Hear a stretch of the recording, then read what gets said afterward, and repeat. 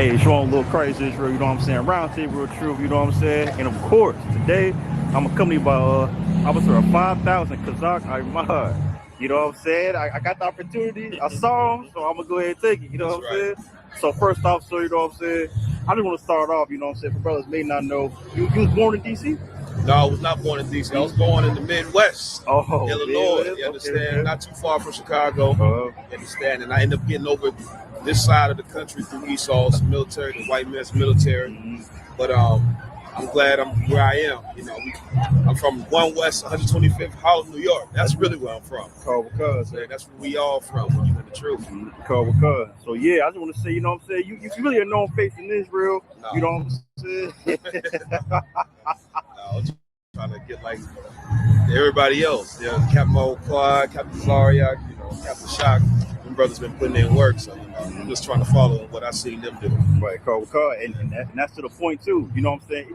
Even though you was in Esau military doing a lot of work in there, how did it feel from transferring from a white man army to literally a black man army? Oh, brother, that's an excellent question. It was night and day. I wouldn't even consider what Esau has going on in the army. I think they're playing army. They just white men with it's a large militia. They're not an army. They're white men with guns. I came to the UPK, brother, the Lord's army, and I get to see real discipline, real structure, real order, and most importantly, what I couldn't find in the white man's army, real brotherhood. And so it was night and day. I had to watch my back in the Esau military. I couldn't trust anybody I was around. The culture of it is real dysfunctional. You know, it's real dysfunctional, and it's not meant for our people to be in it. It's meant for Esau. Like, he thrives in those type of environments. Black and Hispanic men, we too sincere and too loyal to be in that toxic environment like that. We should be in the Lord's army where, you know, you're not going to get taken advantage of and looked at as weak because you have loyalty and brotherhood. So it's a night and day thing. What you're saying, sir, is so heavy because in the white man's military, you got these little groups. They do weird stuff like fraternities. Yeah, exactly like fraternities, sir. So you got to shave your beard. Yeah. You got to do these little things. You know what I'm saying? They have an intercourse with all women in the barracks and all that. Yes, they are. And it brought to my mind this UBK. You can never have a character like a white man ever. That's right. So everything we do, you know what I'm saying, we hold ourselves to a standard in the eyes UBK. So I just want to say this. So there's a lot of brothers that's watching that's in the military UBK. Right. There's a lot of brothers. So ever since you was one of the churches for Hebrew Academy. Right. You was there that day too. That's right. And I want to bring out too. All those comments was like, y'all ain't gonna do this, y'all ain't gonna do that, y'all scared, y'all gonna do this for the white man. Yeah. Now, what would you say from having structure, how did it change your life? It changed my life drastically in every way. I think the way I even wake up in the morning is different. It's how I wake up in the morning with a sense of purpose. In the world, brother, I prayed I didn't wake up. That was my life in the world. I pray I didn't wake up, you know, and I look forward to every time I went to sleep because life was hell. And the truth, brother, I'm praying to wake up to get the day started and what else I can do for the day. And, you know, I have a purpose that's greater than myself, and that's helping and fixing my people, God's people. And so, brother, it has given me a sense of purpose unlike anything I've ever done in my life. And that's how I know it's the Lord's work. It's not anything that any man, you know, can boast. It's the Lord's work. And he gave the helm to Commander General Yohana. He's holding it down. Yahweh Ba'ashim Yahweh Brakatah. General Muhammad. That's our protocol, you understand? Again, militant. You see that? General came in, General on deck. Exactly. You understand it? That's what we do. So next question, I want to move toward this now. Okay, will you be in the army now in DC? The white man's army. The white man's army. That's right, no sweat. You know what I'm saying? So like now the white man's army is literally invading DC. That's right. So I just want to say, what's the experience going on? What's it like down there? So what it is it's a political theater. They're not really there to stop crime because DC doesn't have any worse of a crime problem than any major city. But Donald Trump now has to distract everybody from the fact that he's on the Jeffrey Epstein list as a pedophile and a frequent flyer on the Lolita Express to that island. So, you know, he has to go big to distract everybody. And one thing white people understand, and Donald Trump is very keen on this, is white people's hatred for blacks and Hispanics surpasses everything else. And so when all else fails, let's blame the niggas. These niggas, look at the crime. Look what these niggas is doing. Look what these Hispanics is doing. When really, the DC doesn't have a crime problem, again, worse than any other city. What they should do is send a National Guard to profile these white boys so they don't shoot up schools and churches. But they're not doing that because it's not about crime. It's not about law and order. It's about oppressing God's people. And so that's what's going on in DC. They scared to go into the hoods. Yeah. You understand? They scared to go into the hoods. You'll see videos here and there where they'll be in little small little areas where we at, but they're not really policing the hood. They're scared to go there. So it's not about stopping crime at all. It's a show, it's a distraction.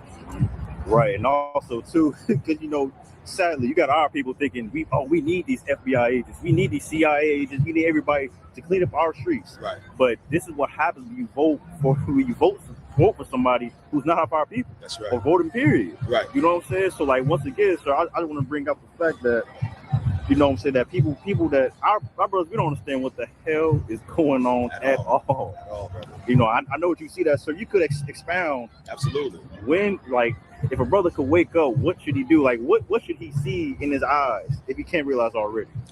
That's an excellent question. And to piggyback off of something you said, to the Uncle Toms and the Step and Fetches that believe we need the FBI and the ATF and the DEA in our community, you don't understand. Our community is full of crime because of the FBI, because of the DEA, because of the ATF. Okay. The United States government is the reason why there's crime in the Black and Hispanic community. And the first thing a brother should wake up and realize is the white man is the devil. That's the first order of business. If he can just put that at the forefront of it, say, how Jewish people, they wear, it's called Teflon. Yeah, Teflon. Jewish people, they wear them little boxes right here, the leather straps. Well, blacks, Hispanics, and Native Americans should figuratively wear Teflon. You understand? I'm not telling y'all go be Jewish. Exactly. Don't twist what I'm saying. Don't do that. You understand? You should figuratively have a box like the Jewish people have, and in that box it should be the white man is the devil. It should be at the forefront of everything you do, because it will dictate how you operate. You can't get high when you understand the white man put this here to make you weak and destroy your people. You can't sleep with prostitutes when you understand he thrives for crime. You can't murder your brother when you understand we have to join together and stand up against oppression. He wants us to hate each other. Right. Understanding the white man is the devil is the first step. It's the first thing. You can't even accept being an Israelite until you understand the white man's the devil. You understand? You got to separate from white Jesus, the religion. So that's the first order of business. The white man is the devil, man. And every Black and Hispanic Native American, you should say it once a day. It's like medicine. It's like a vitamin, a multivitamin. You know, so you wake up and take your multivitamin.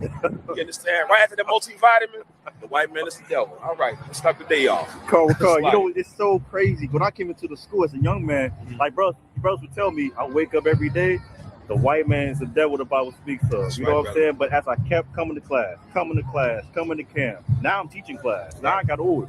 Now I'm saying, like, now I know why brothers say that. Exactly. Because if you go without one day knowing who your enemy is, you are going to be consumed. That's it. You know what I'm saying? If not by drugs, if not, you know what I'm saying, by getting unalive. That's right. White man's military, because they're going to go to World War III. That's right. You know what I'm saying? So what you bring out to heavy point.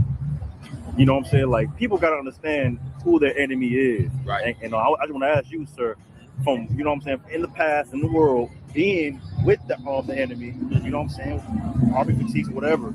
But now in the truth, how should brothers just understand of what's going on? Well, again, the white man's the devil. From there, you'll get understanding on everything else. The white man is the devil. His God is the devil. We should leave his God and find out who our God is, because his God has destroyed us. His religion has destroyed us. So we have to find out what is our culture, who is our God. And once you start there, the white man is the devil, you're on the right track. But you cannot start that path by trying to skip over the white man is the devil. You're going to end up in the wrong destination. Exactly. The first stepping stone to the right path is the white man is the devil. It's like once you step on that one, it's like, all right, Now you I can see where I'm going now. You know what Now I'm saying? I you can see. see. And you can start stepping along the way. You know, oh, I'm an Israelite. Oh, I'm God's chosen people. Oh, God is black. Christ is black. Yeah, but all that is stepping stones after acknowledging he's the devil. Right. Like you said, you got to know who the enemy is. Because you will be consumed. Okay. And there's a war being waged on our people, and we don't know it.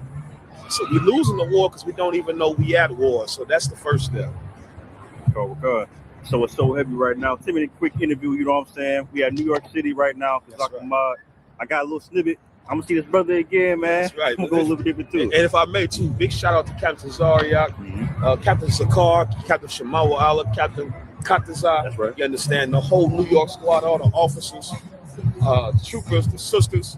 You understand? It's a beautiful thing we got going on out here, man. It's a beautiful thing where we can come together and there's no fighting, no arguing. You know, your woman ain't being raped, your children ain't being molested, ain't no shootings or stabbings. Like, this is the kingdom of heaven. It's a glimpse into what we are capable of and what we are going to build for our king to come rule over. So big shout out to Commander General Hana, of course, above all, because that brother held the truth down while we were out in the world. Exactly. You know what I'm saying? He held it down, and being in the truth now, man, I understand that's not a small thing to be here and watch your people suffer. And you still got to do the work. He did it, and now we here. We're going to keep doing it, what he did and what he is doing to bring more of our people in. So, man, big shout out to the UPK. You understand? Big shout out to you. You're doing an excellent thing out there in the Midwest, I trust you, Chicago, Gary. You understand? You're doing an excellent thing. Okay. Shout out to you, Captain Hamaquad. Understand? Damn right, sir.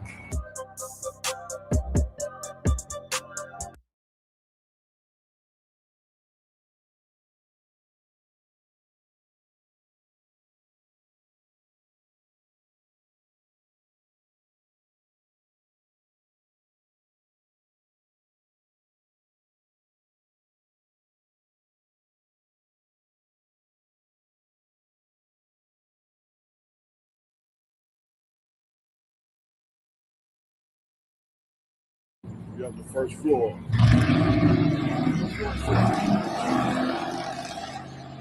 Historical spot right here, man.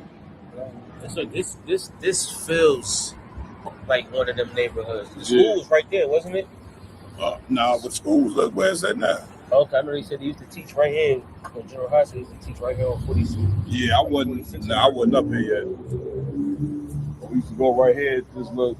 I don't know if that's a Chinese spot. We used to get the little beers right there. You know what I'm saying? Yeah, man. Got a beer can. Right. Yeah. Dollar beers. We used to get goddamn the joints come in the silver can. 211. The 211. Yeah, Nice. Watch your back. Stay in reserve. Kept Shapar Watch still your back. drinking Jones? Kept Shapar still on them. Oh, do he? Yeah, he had his drinking. He had his drinking 211s right there. Yeah, that's a rough. We used to sit out here, you know what I mean, mingle with the cats, you know, the drunk alcoholics and shit. You know what I mean? So when we went down Kensington, like they cleared that up recently. There's a new mayor in Philly named Sherelle Parker. Okay. I call her Sharizzo. Okay. Yeah, another mayor in Philly named Rizzo. Okay. Rizzo? Yeah, I remember. Yeah, so she just like that. So we went down Kensington. Yeah. They actually literally came in there with dump trucks, blocked everything off, kicked everybody out the block. And they took everybody's stuff, threw it in the truck. Yeah. Trash truck. So it's They crazy. still look jammed up over there though. That's the thing. But they remember, like, when you homeless, you don't got nothing. So all Right. you got is what you got. Right. So they took whatever somebody had, threw it in the dump truck. You Dang. know what I'm saying? And it's bad because now what they did was they took the street and moved everybody off the main street. Okay. So now they in the little blocks. Okay. You know what I'm saying? And that's really like that's So what are they hooked on over there? Heroin? well, yeah, but no, it's horse tranquilizer. It's called trank, and they mix it with fentanyl. So it's, Dang. they mix the horse trank with the fetty. Okay, so them young cats over there, who's the one with the product? I can't really say, you know what I'm saying? But you know what I mean? I know somebody over there that got trank, fetty, and then they do got heroin. They got everything you can think of over there. You know what I'm saying? Right. It's a wild place, but what happened is, you know, people just want to get their fix and they get so high. We saw a pregnant woman high. What did we? We saw Yardan. It was a pregnant woman that was getting high, right, God? Oh yeah, she was walking down the street pregnant, and you see she was geeking. She was high. You know what I'm saying? There was another. We saw another pregnant Joan in the door. She was obviously pregnant, rolling up. I saw that. I saw You seen that? Yeah. You know what I'm saying? So those people, I don't know if y'all seen inside the inside the train station, they was all bent over in the train station. You know what I'm saying? So it's like they trying to make it better, but it's halfway sad because in order for it to get better, somebody gotta be hurt. Right. You know what I'm saying? That's a straight up fact. Man, so this is a storage spot, man. We out here in West Philly. What is this, 43rd and Market, man? This is an old barrack spot. We stay on I think the first or second floor. I can't remember, you know what I mean? Myself, Captain Shapar stayed here. General Kathumkabar been through here. Ashaparium. Man, what it is, Captain Marquardt, ISUBK. I'm out here with the brethren, man. Told you we was going to take you to a few spots. There's another spot around the corner, man. Y'all want to see that spot? Old time Christ. Man, we can go check that spot out too. If I remember it, we're gonna make our way, man. You know, a walk through memory lane, man. What can I say? Of course, if I could just make one small point. Please. You know what I'm saying? You could see how destroyed our people is out here. The brother just said he was Christian and Muslim. You know what I'm saying? Two totally different religions. You know what I'm saying? That's why the ISUPK is so important, because we teach you who you are and what God to follow. You know what I'm saying? This man, the scriptures say you will come to in America and serve wood and stone. You know what I'm saying? That brother was a clear example of that. The wood meaning the Christian cross, the stone meaning that rock they go over there and kiss in Mecca. You know what I'm saying? And this brother is serving both of them. You know what I'm saying? You know what I'm saying? Big ups to Commander General Hunter for holding on to this truth. You know what I'm saying? Shalom. So this right here, Akim, is the first spot I came and stayed at in Philly. Brother named Haquania let me live here, right here, in this house. This is his crib right here. You see that corner store over at the end? I used to walk to that motherfucker every day. Every day I used to walk to that corner store right there, get me one of them cold cuss out I was telling y'all about. Yeah, the Hoagies. You know he gonna correct you. Yeah, but this is the first spot I ever stayed at in Philly right here, brother named Quania. Actually, me and the Captain McCod stayed here together, man. Oh wow. Yeah. Both sides of the Yeah, it was some little brown skin joint bad thing used to walk past here every day. I'll be sitting right there, seeing, I'll go right on. Came to swim my G, but yeah, man, this is a historic spot right here, man. Right. Big shout out to the brother Quania, you know what I'm saying, as well.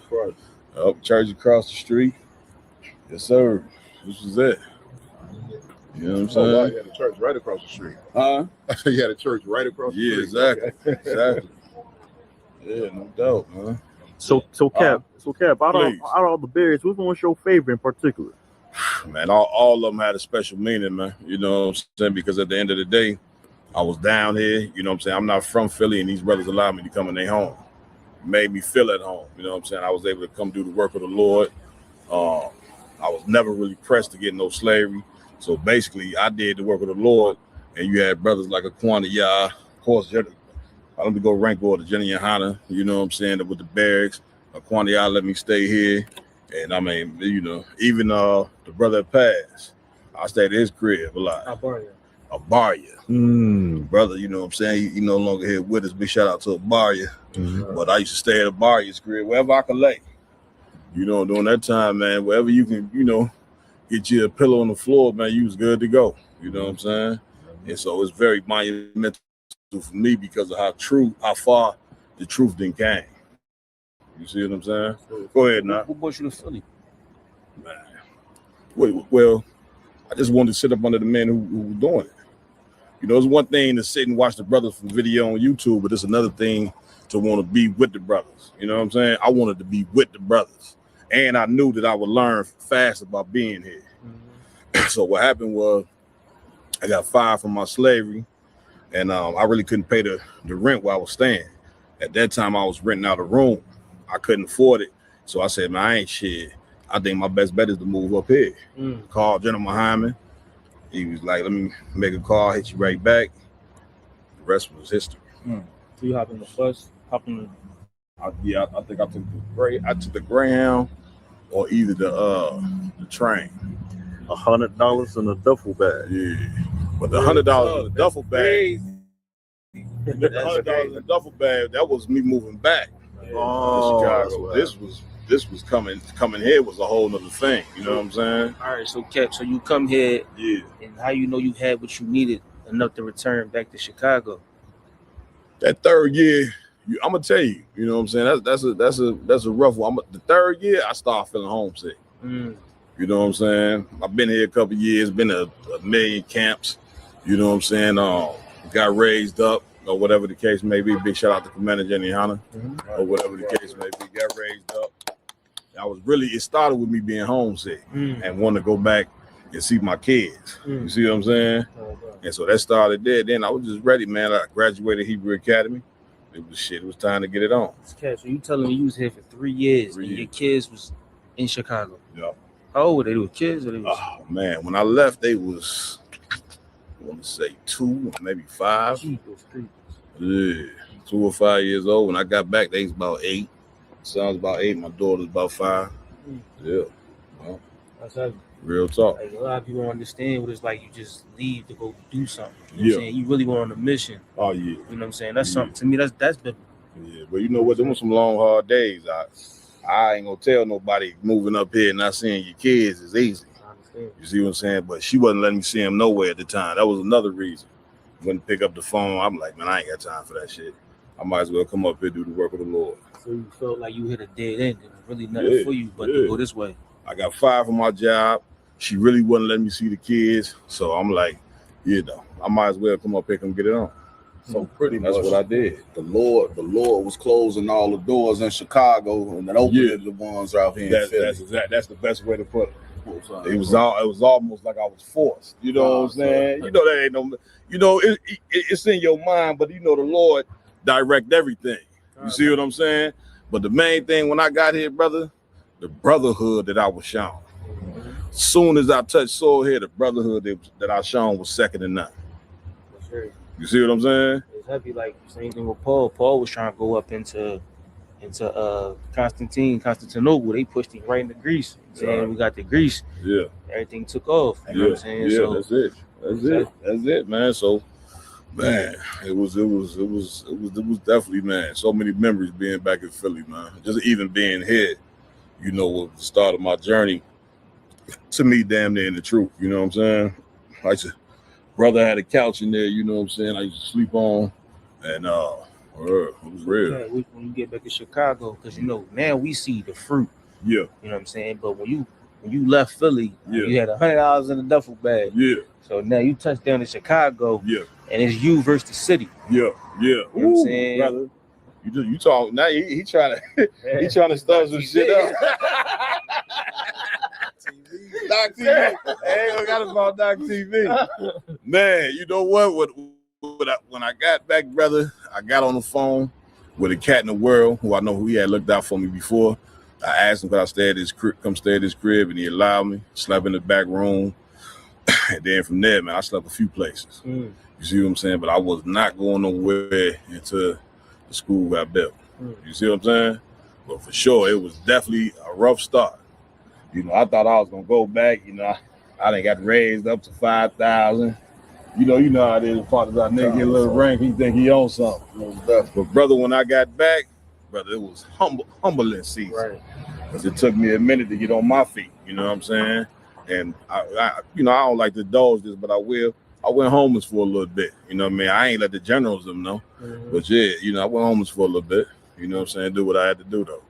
You know what I'm saying? Shit. And, So, all the dark spots, you know what I'm saying? That's what make you who you are. most You know times, what I'm saying? That's the character. damn right. You know what I'm saying? Yeah, And all the right. brothers that's around you, they all got the same spirit. They all got the same. That's why you said, Yeah. don't be washing your legs. You know what I'm saying? Back there washing your legs. You know what I'm saying? But really, that's the character. You know what I'm saying? Yeah, like yeah. sometimes you just gotta get what's important. That's and keep it moving. That's it. You know what That's I'm it. Damn right. Damn right. It's a liquor store. We used, man, Juanilla, we used to walk because the bottom ain't too far from that. This is the bottom. This is the bottom. Right. But when you go over here, you really see The bottom. the bottom. We used this liquor store we used to go to. And one day the brother went and got me some shit in an orange can. called, I think it was Mad Dog or something. They had a dog on the can, and it was orange. Was it a glass bottle? No, it was a beer. Yeah. It came in a beer can, right? Brother, I drunk that shit, and I thought I was gonna die that night. It was probably the IPA, the raging. I think might. I don't know. Might have been the It raging. was some dog on. I ain't gonna never forget. I drunk that shit, smacked it. I drunk it too fast, number one. And I was sitting in this man's crib. I was thinking I thought it was over. You know what I'm saying? I'll never forget. I thought that shit was over. Oh God. You know what I mean? But yeah, man. Real talk. Memory lane, Cap. Memory lane for sure. You know what I mean? It's definitely refreshing to come back, man, and visit all the spots where brother lived and all that. You know what I'm saying?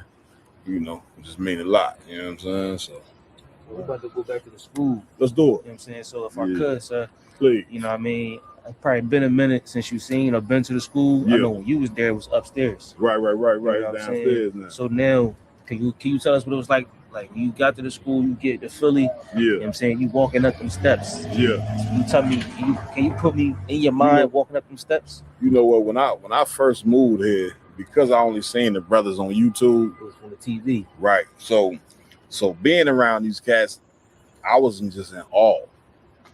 You ever seen like a person when they see NBA players, something they first meet, or a rapper? I was like that with the generals and even the captains and the brothers who outranked me at that time because I seen them on YouTube. So I was just in awe and everything. So walking into the school, brother, that was like walking in heaven in that joint. You see what I'm saying? Sitting in the class and all that. So yeah, that was a good thing, man. You know what I mean? Getting back there. So now you gonna come back and Yeah. you gonna see so many years later. You know what I'm saying? You gonna for see, sure. you know what I mean? Like you was there from when it was a baby. That's it. You know what I'm saying? That's And it. now you're gonna see the babies there. That's it. You know what I'm you saying? know what's crazy? We used to walk, brother, from here to the school At on 69th foot, Street. on foot. Yeah, we used to walk up Market. We'd get right here and go up Market and walk over. And you know that shit ain't close. 29 blocks. Yeah, It's 30 blocks. yeah. That's how we stayed in shape. Me and the brother would walk there and walk back. And I remember walking. There's so many goddamn cats in Philly. It's like 1 million cats in this, you know, up and down Market. You know what I'm saying? So yeah. If we can, let's ride up Market to the school. If you don't mind. To the school. All right, let's go. The spot where Jenna Hodge used to do the Let a Hebrew Speak. That's the name of his radio show in the morning, right? This is where he used to have it at before he started doing it at the school. Y'all seen where we just came from?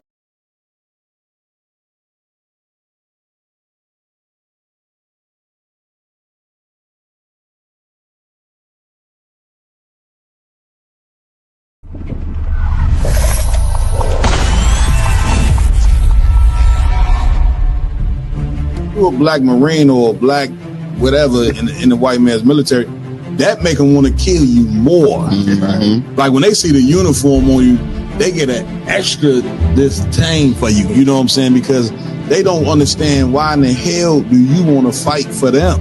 Cared enough about your trials and tribulations, the things that you suffered through, and how to get out of that. That's your history. You don't need a white man to have no remembrances for it. Damn, you chastise the child too hard, Yeah. or you creating trauma. Yeah. If you don't say nothing to the child, Yeah. then you making them soft. That's it. You know what I'm saying? Like, it ain't no way for a black man to be right even when he is not.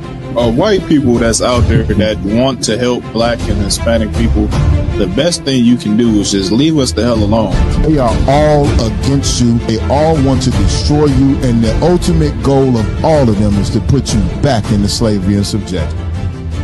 Real Nigga University in 5, 4, 3, 2, Let's get it. 1.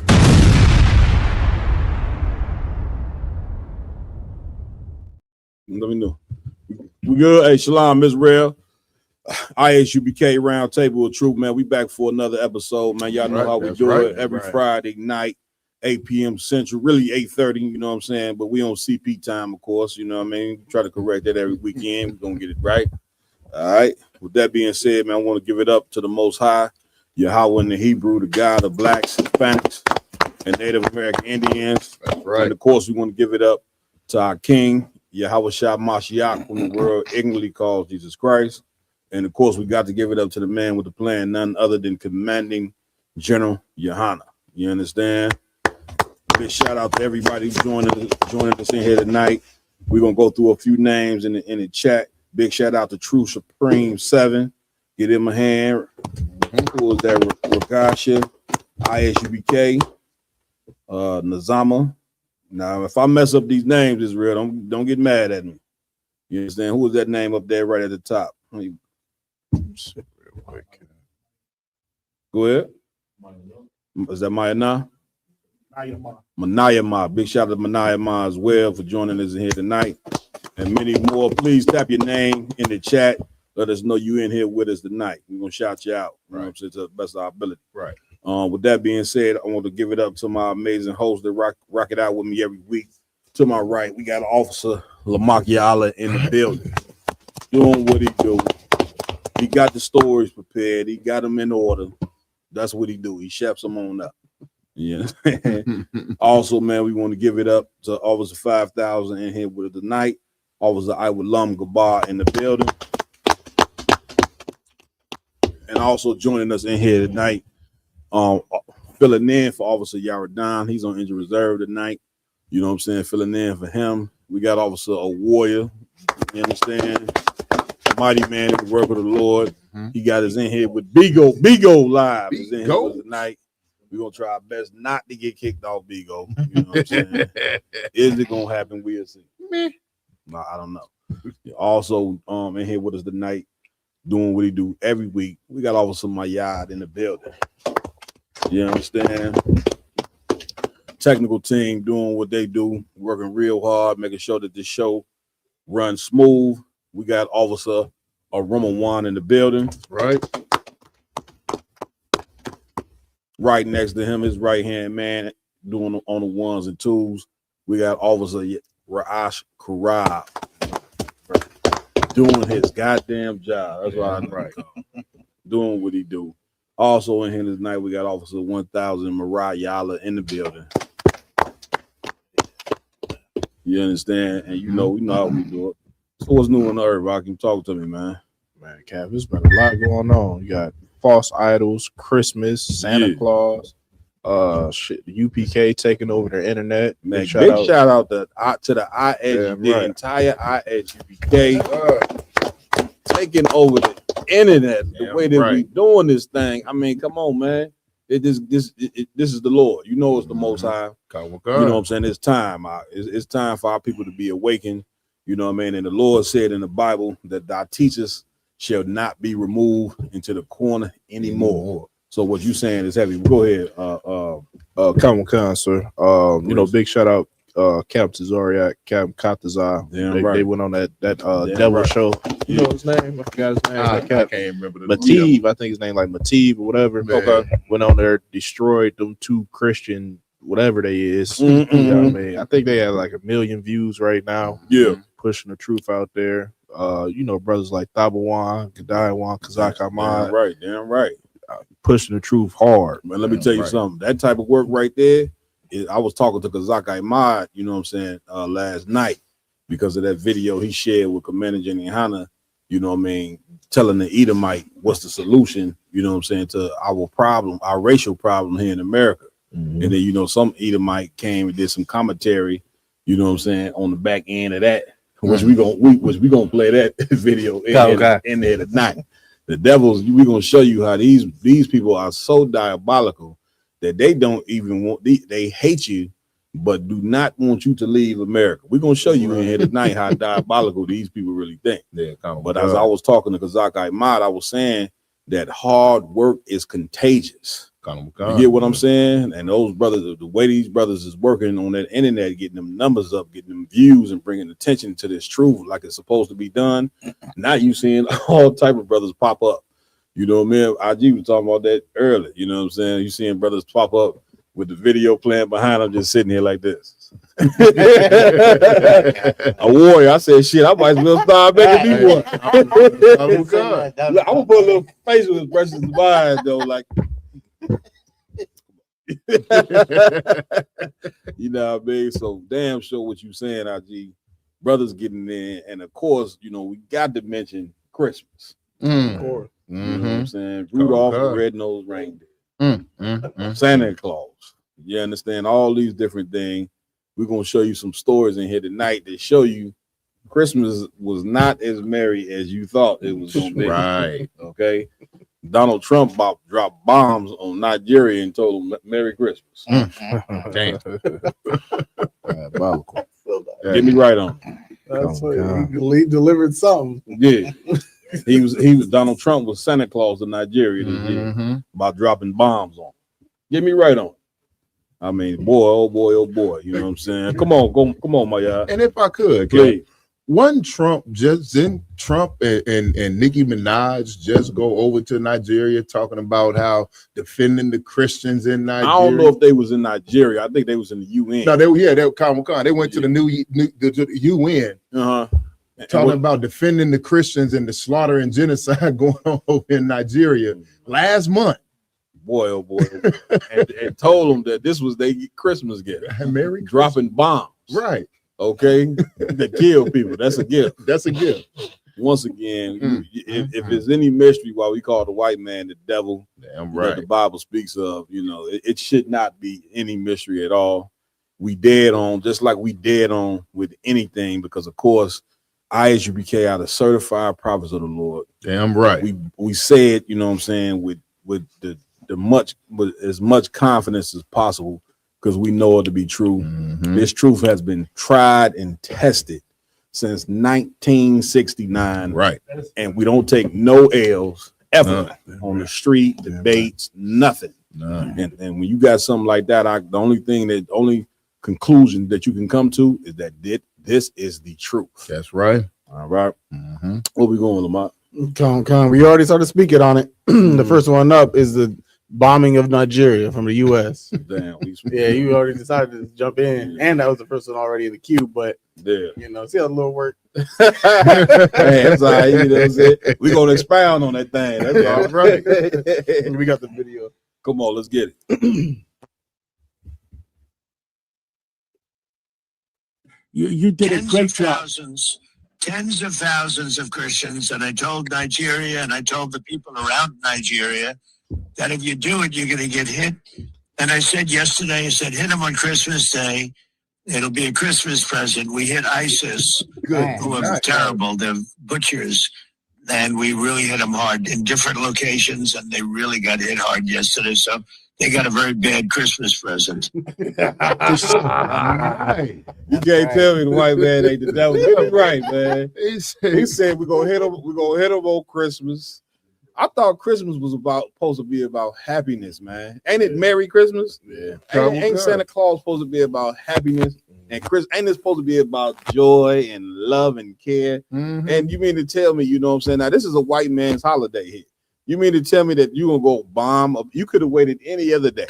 But you're going to wait, you know what I'm saying, the day, when the star goes on top of the tree and people decorating and loving their families, you know what I'm saying, to go and drop some bombs. Get me right, Aj. You the war expert in there. Get us right. Please. Cap, that's the white man's gift, dropping bombs. Like that's his pleasure. That's it. Dropping bombs. And furthermore, Cap, please, when has Donald Trump ever gave a damn about anything, any person in Africa? Yeah. He talking about he going there to defend Christians in Africa. Maybe I'm wrong. Maybe it is some white Christians, tens of thousands of white Christians in Nigeria. Right. But I don't think that's the case. Yeah. So he's spending them Tomahawk cruise missiles cost what? 10 million per missile. Are you serious? They like 10-50 million per missile to defend Africans. So he's spending the taxpayers' money, you know what I'm saying, to go over there to Nigeria. Right. Now, Nigeria, get me right on this. They got a ton of oil over there in Nigeria. But resources. But somehow it's all about they doing what they doing to defend it. Are they saying they defending the Nigerian Christians over there? Get me right on this. Count on one kind. Oh my God. Cap, it's always got to be like some type of mirage on why they're committing war acts. That's it. So I guess that's the ploy that they're going with. They probably went had a little circle meeting. How are we going to go and drop bombs? What are we going to tell the people? That's it. We'll say that it's Christians over there being persecuted, and we'll just do it like that. That is such a gangster move. once again, these countries, you know what I'm saying? Johnny and Honda say this all the time. These countries are like the mob. You know how it's different Italian mobs? You know what I'm saying? Well, America represents one mob, Russia another, China another. You know what I'm saying? And the rest of these countries, they all like mobsters that move like gangsters. Now we know, you know what I'm saying, that anytime, and that was just a poor excuse to go over there and take the Nigerians' resources. And really, it's gonna expand to more than just Nigeria. It's gonna expand to a ton of them African countries because Africa has decided that they are done away with European colonization. Now they got rid of the French. The damn French whole economy collapsed behind them African countries, saying they would no longer, you know what I'm saying, be used by the French, which I totally understand. And then Africa over there, they trying to say the same thing to America. However, America is not the French. Okay. You tell them, you know what I'm saying, that they no longer gonna be they BITCH. They sending battleships, you know what I'm saying, to put you back in your place on Christmas Day. Right. You cannot get no more diabolical than that. You understand? Like this show you, like they used to sell slaves, you know, and once again, we're not speaking up for Nigeria because the Nigerians are not our people. Let's throw that disclaimer out there off top. We are Israelites. We are not speaking on the behalf of Africans sold Israelites into slavery. That country in Nigeria was some of the biggest. That's how Nigeria became rich. You know what I'm saying? All them countries on the west coast part of Africa became rich from selling slaves, namely the tribe of Judah and the tribe of Benjamin, so-called Negroes here in America and so-called West Indian people on the West Indian Islands. So we ain't in no way, shape, form are we speaking up for Nigerians. But goddamn, you should know by now when a white man say something like that, that it's a damn lie. He is the biggest liar on the face of God Green's earth. I'm coming to you, man. He lied, you know what I'm saying? He did the same thing to Iraq. Remember, Iraq they had nuclear weapons. America was going to Iraq. Weapons of mass destruction. They had weapons of mass destruction. You know what I'm saying? They killed Saddam Hussein, you know what I'm saying? Unalived him, you know what I'm saying? Went over there and they ain't have not one nuclear weapon at all. Not one. And really what it was just a ploy to take control of Iraq's oil. That's it. You get my point? This is what they do. Your country, you know what I'm saying, that you put your hand over your heart and salute every day and at the beginning of school and all that, is a country full of gangsters, thieves, murderers, and every disgusting, vile thing that you could think about a human being. This is what that flag represents. That's right. And so this right here just aligns with what they have always been. The white man can't be nothing but what he is. You can't change him. I know you Christians think in your poor little heart, all your praying, you know what I'm saying, that you do, you think that you can change this man. You know what I'm saying? And it'll never happen in a million goddamn years. What you're saying so heavy is like, because they talking about Christmas is supposed to be a day about Christ. Right. You understand? Where, you know, the greatest man that ever walked the earth, and this is supposed to be a day about him. Christmas. Exactly. You understand? But then I ain't even thinking about that. Then you go find out who Christ really was. And the Christ that they've been praying to in the Christian church is actually a false image of a white man. You understand? It makes sense why they bombing on Christmas Day, because they're celebrating a false Christ, which is a white man, which is the devil the Bible speaks of, and white people are known for unaliving each other. You understand? They're known for unaliving anybody because that's who they were, and that's how the Lord created them. Them to do that on the day of Christmas, because that's who they serve. That's it. You understand? A white man that's great at unaliving others. And good look goes to show you that they don't give a damn about Christ at all. Like they talk all that crap about Jesus Christ. You think white people who go to church on Sunday, do you think they give a damn about Christ, man? Right. Like, do you not understand these people that was teaching you about white Jesus and this whole philosophy of Christianity?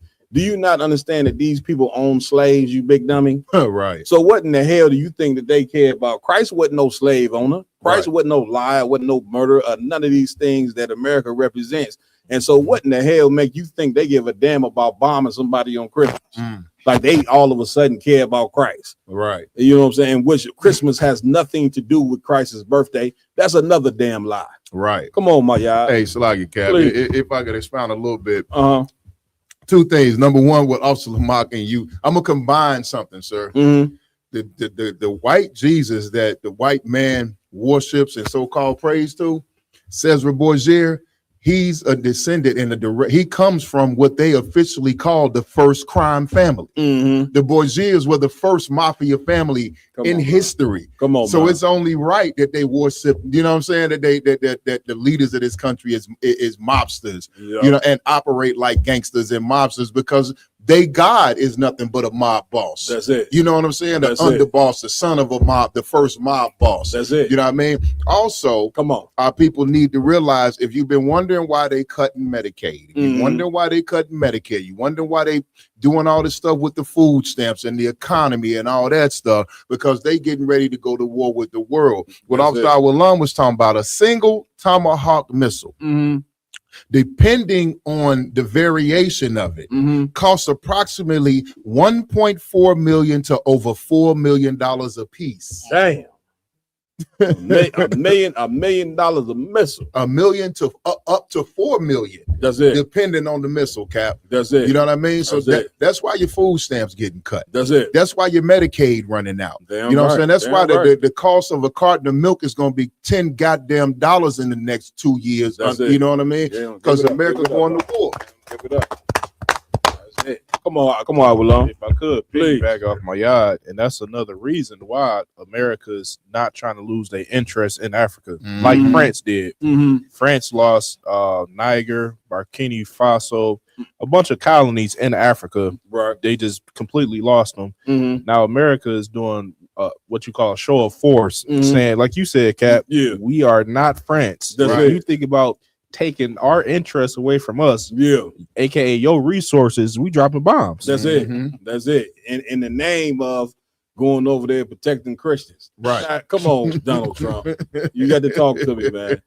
You got to come up with a better lie than that. Yeah, Gotta with God. that you over there, all of a sudden, you so concerned, you know what I'm saying, about protecting Christians. You know what I'm saying? real quick, Cap. Didn't Donald Trump say that Africa was a stinking? What did he say? It was a sticking rat hole country. something like that. But He now called he it care a about a it. He shithole did. country. A shithole country. Yeah. You know what I'm saying? But now all of a sudden he cares, you know what I'm saying, about the Christians over there in Nigeria. Come on, Baran, you got it. Please. Google that they said 16 is Get that mic, boy. If I could count what they said on Google, it was 16 missiles, and so if my math is correct, like I said, $4 million just about that would be $64 million in they spent on those missiles. Man, let me explain something to you.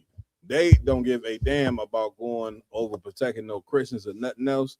They going over there for I will say for the resources, for the oil or whatever, because this is what a gangster does.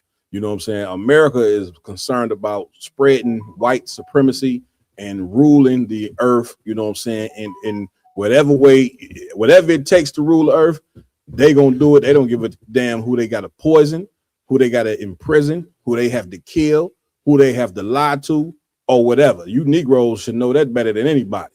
You know what I'm saying? Your ancestors gave 300 years of free labor. You know what I'm saying? And then turned around and told you ain't getting $1 for reparations. Okay? Right.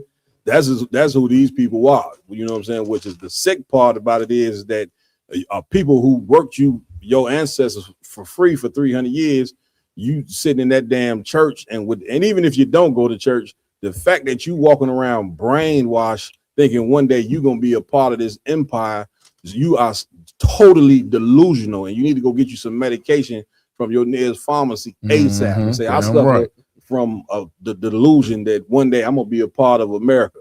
And that doctor gonna look at you and say, well, you right. I definitely got something for you. You know what I'm saying? The medicine that you need is the TRUTH, the truth. That is the medicine that you need, and that's the medicine that you're gonna get when you tune into the IGBK. Damn right. All right, come on, Ramawan, let's go. just a couple of comments. Please. We got Sloggy, if I'm saying this wrong, at Praveen Sameshkar. He's saying do you think this is a distraction? Basically saying that, do we think it's a distraction from the Epstein files of what's going on with that? Because it just because of the similarity between the time of that's coming out and of course this hit on Nigeria. Yeah, I mean, I definitely wouldn't put it past it.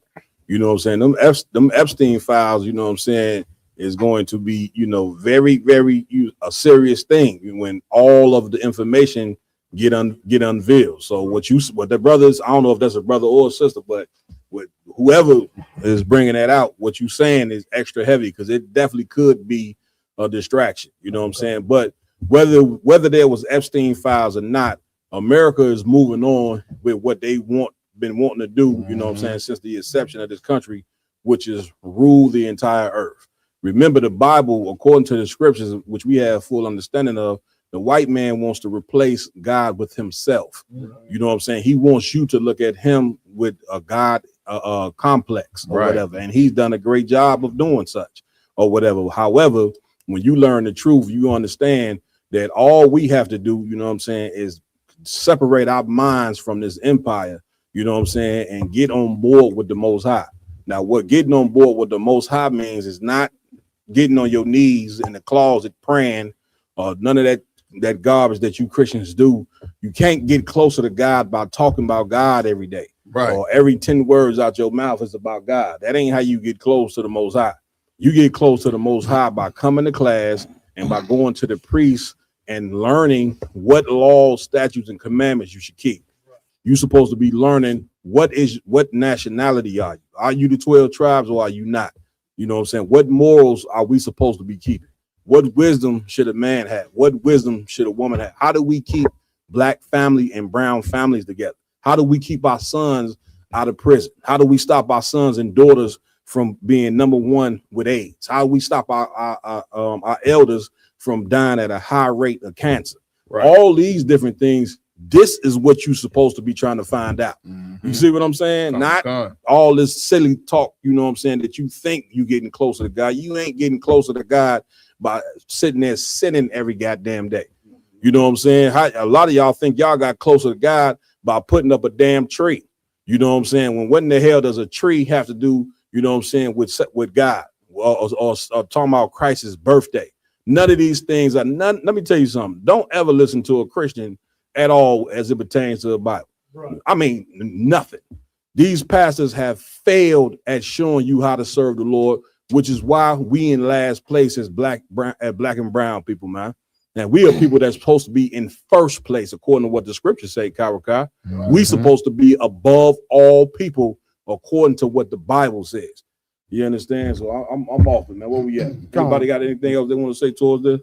No sweat. Where we at? Come on, sir. For all the Christians out there that want to start praying for Nigeria now, you black folks, you understand? This is a video over here of Jake talking to an African, and the African saying that we ain't the same. Right. Come on with it. Damn, Lamar, you hit him with back to back, didn't you? Mark hit him with a curveball, then came with a fastball at 110 miles per hour. Just in case. That's it. Is not unified, then we can't have a global unification of the black diaspora. What are you unified around? That's something we could build. What is the purpose of Pan-Africanism if you're saying that unity is impossible? Well, you said it as if I believe in Pan-Africanism. It's the most stupid, bogus thing anybody to even say. But you spoke about worldview earlier, right? So what if our worldview was to uplift each other? Whose worldview? Black people. Which black people? All black people. No, there is no such thing. You can't go to Asia and say all Asian people. But why not? I am telling you, this is the mistake.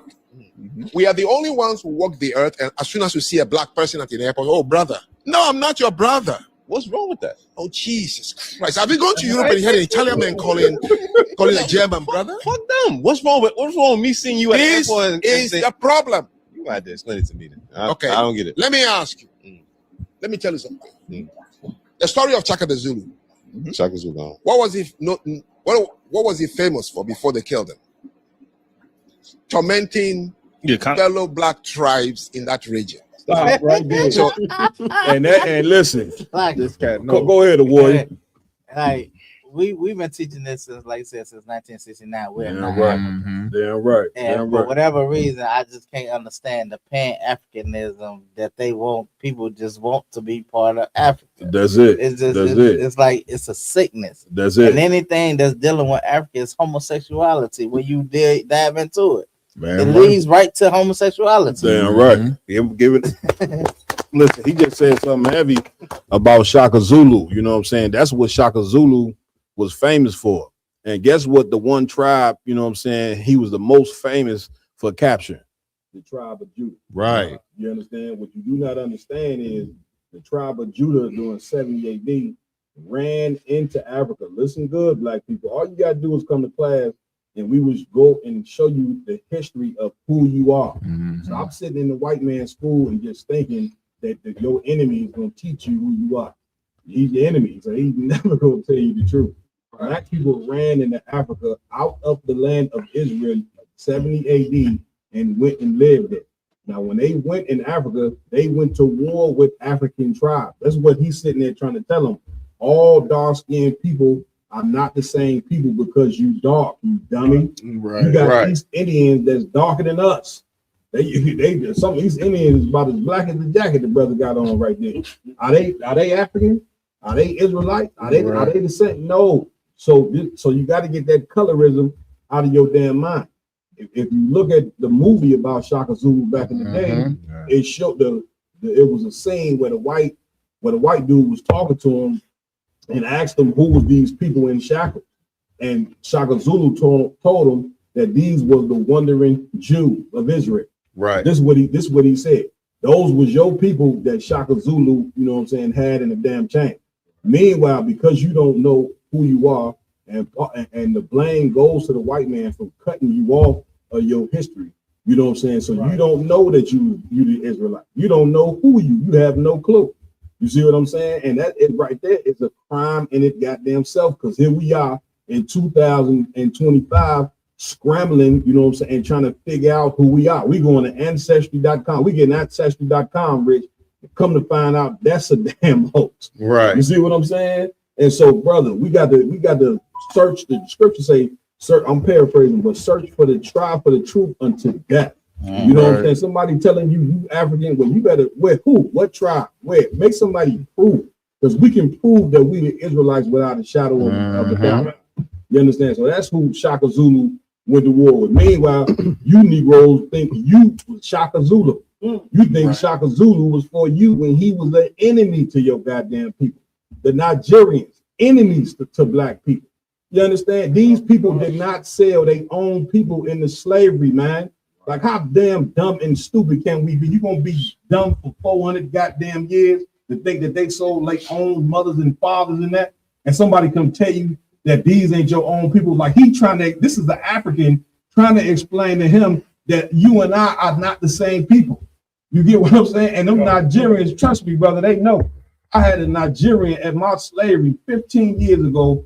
A Nigerian woman told me not only did she know that her and I was not the same people, but she also told me she knew that we was the Israelites. Brother, I damn near fell out. I had just came into the truth. Even though I had just came into the truth, been taught and believed, it was still amazing, sent a chill through my body that this Nigerian woman knew that black people in America was the real goddamn Jew.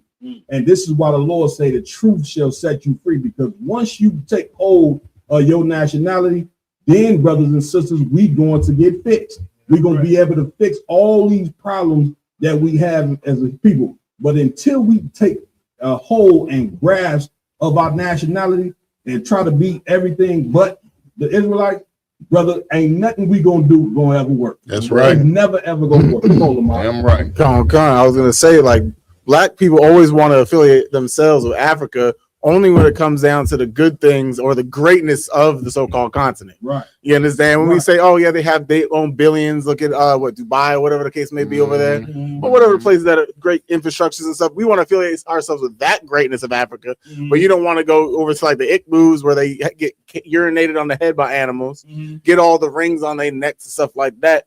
Like, you can't, if you're gonna be African, you got to take all the things of being an African. You can't just cherry pick all the greatness about it and say, well, that's not me. I wouldn't do that. Right. If you're African, yes, you would.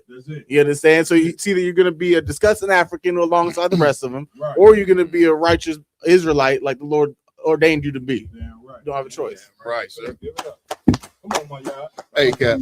And the heavy part is that the Africa the Pan-Africanness, the fundamental Black African move with all these cats who go back to Africa, we need to go home to the motherland, and this is where we gonna be at peace, and it's gonna be a black strength. The Africa that they fantasize about does not and never has existed. There is no.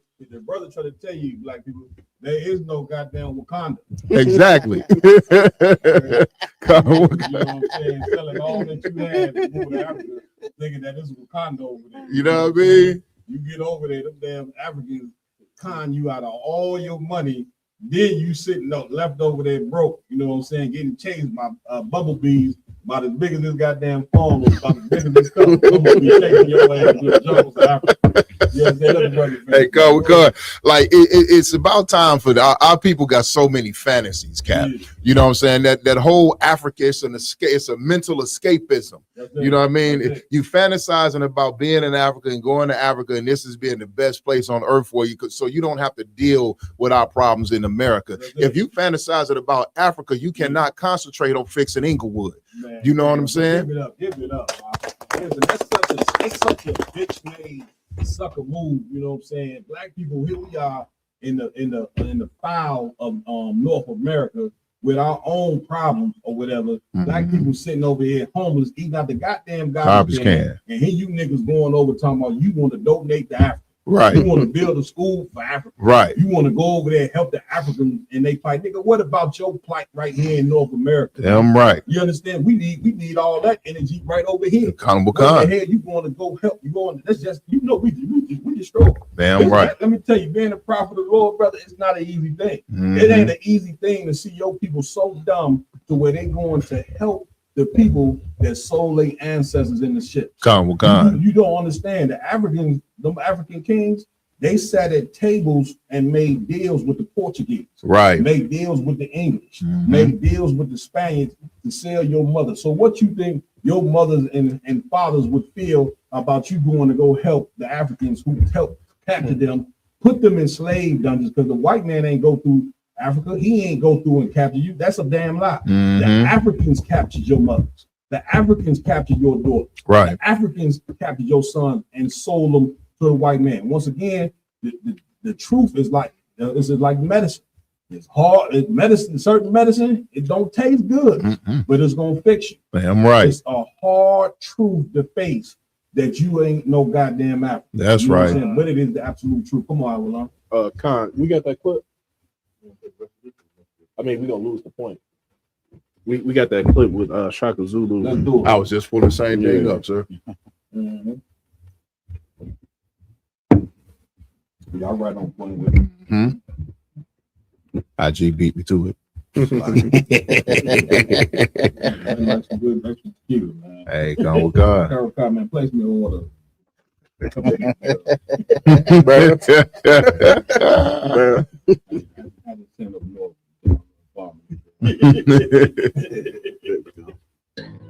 Going straight into the arms of the white slave traders and the British troops on the borders of the Cape Colony.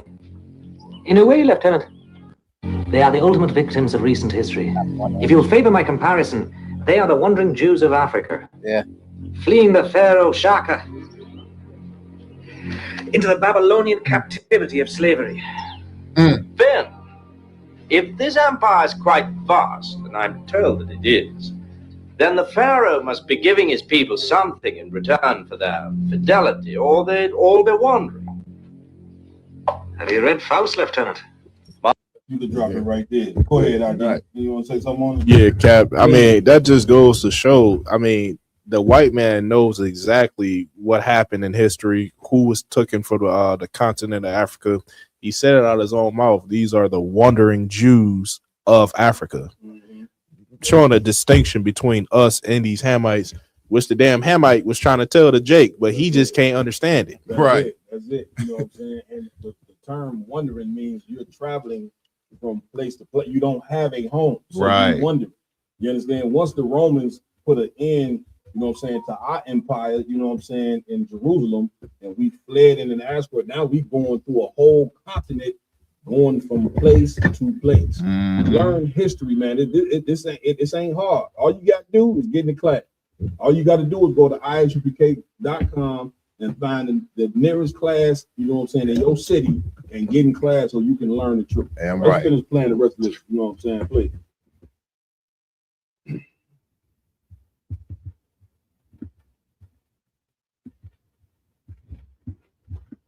It's like You might as well go ahead and get that point in. I was gonna say while he pulled up the video, Please. he said escaping Pharaoh. He said and being chased and sold right into Babylon. Yeah, that's crazy. You know what I mean? Right. So it's like you said, Cap. It goes to show, just because we don't know, our oppressors know exactly who we are and exactly who they are according to the Bible. Because why would he say Babylon? Because Revelation say that Babylon the Great is gonna fall, and we know Babylon the Great is America. They confess so much in these movies and TV shows and they books, and it just go right over our goddamn head. Listen, like an eagle in the sky. You sitting there watching a movie with black people and ain't catching the messages and the point coming out the movie because the messages is flying right over your goddamn head. God will gun. You see what I'm saying? And then you got then they look at us like we the evilest niggas in the world when we bring it out and be like, hey brother, did you peep that? He said this, that, and the third, and the history is this, and you should know this. Now all of a sudden we hate everything, we hate everybody, we just the most evil niggas in the world. Why would we claim to be Israelites, you know what I'm saying, without it being proven to us? Con. Do you think I would be sitting up here right now claiming to be an Israelite unless Commander Junior Hunter proved it? He proved it to me. He proved it, you know what I'm saying, to so many brothers and sisters, you know what I'm saying? That's why we sitting in it. Damn right. They just say, let them say y'all are Israelite and just took it for face value and say, well, he said it, you know what I'm saying? we ain't kind of move like that. You know what I mean? You know what I'm saying? You went in the Bible first and foremost to show the prophecies in the Bible.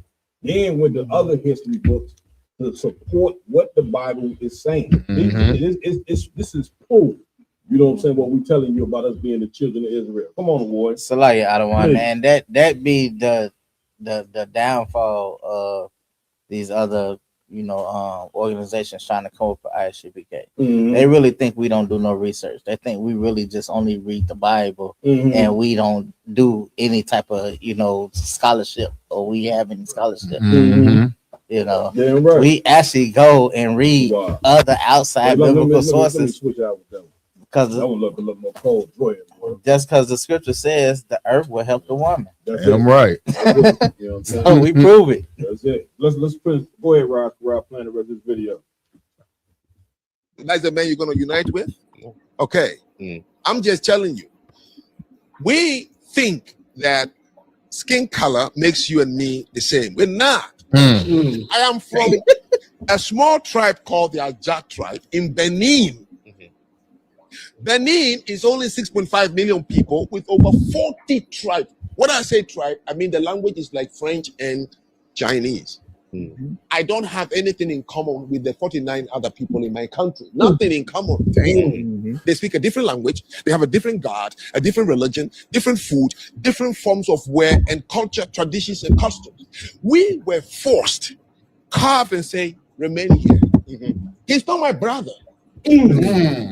Now you're asking for a global brotherhood of all black people. Why would the black people be different from any continent? Europe is a global community of white people, and they don't go around saying brother and sister. Asia is a community of all yellow Asians in Asia. They don't go around calling each other brother and sister. Right. Same with the Middle East, same with everywhere. Where only when it comes to black people you think we are all the same. We're not the same. So you Good. I ain't never said give a Hamite a hand. Get a Hamite a hand. I'm coming to you, Kyle, and listen, he's speaking in frustration. Right. You understand? Like, why don't you get this? And what he don't understand is that these brothers, you know what I'm saying, don't get it because of the brainwashing that we have received in America for 400 something odd years. Like that's why America is called Babylon, because Babylon was famous, you know what I'm saying, for witchcraft. Right. You know what I'm saying, and magicians and all that. And America has been practicing witchcraft on you by teaching you that you know your own people sold you into slavery. Right. You know what I'm saying? Your own people sold you. You know, why you think they cut you? Why do you think? Just sit, everybody just sit. Put on your seatbelt and just put on your thinking cap. Like the teacher used to say in kindergarten, Karakai.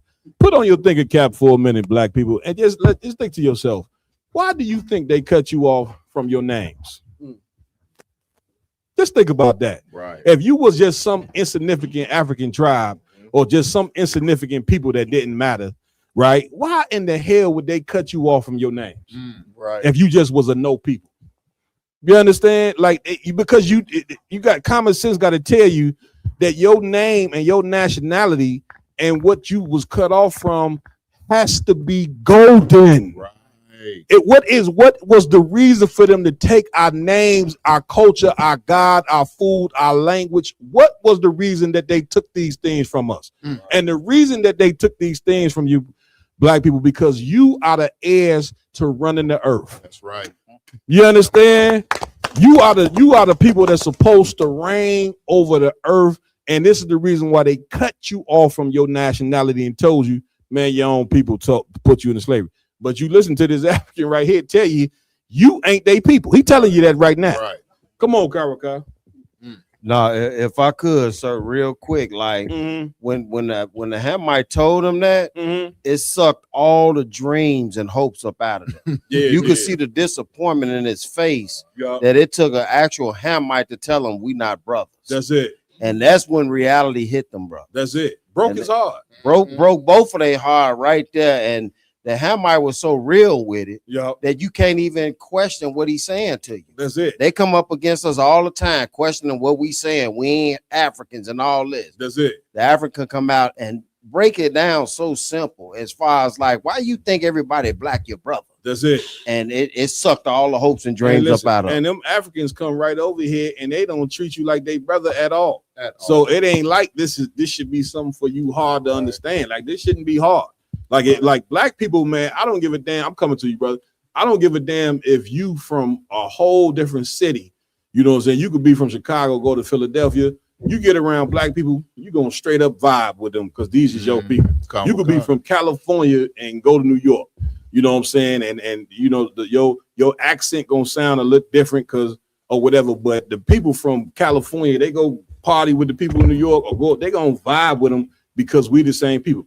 These people come from Africa and don't vibe with you because they are not you. Somebody give me the Zondervan real quick and give me Ham. Pull up your hand.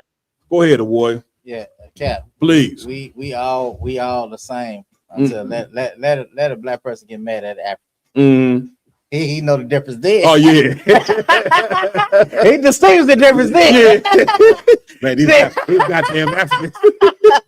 That's why I get mad. Yeah, you want to look when you mad at him, you want to talk about how funky the car ride was in that cab. You understand? You ride in the cab with a goddamn African, you can't wait to get out the goddamn cab. You know, let him like you said, let him do something to you. And oh boy, let this be a lesson, you know what I'm saying, to our people. Our people then went over there, you know what I'm saying, in Nigeria, you know what I'm saying, talking that motherland crap, you know what I'm saying, and now the white man is over there dropping bombs over there in Nigeria. Right.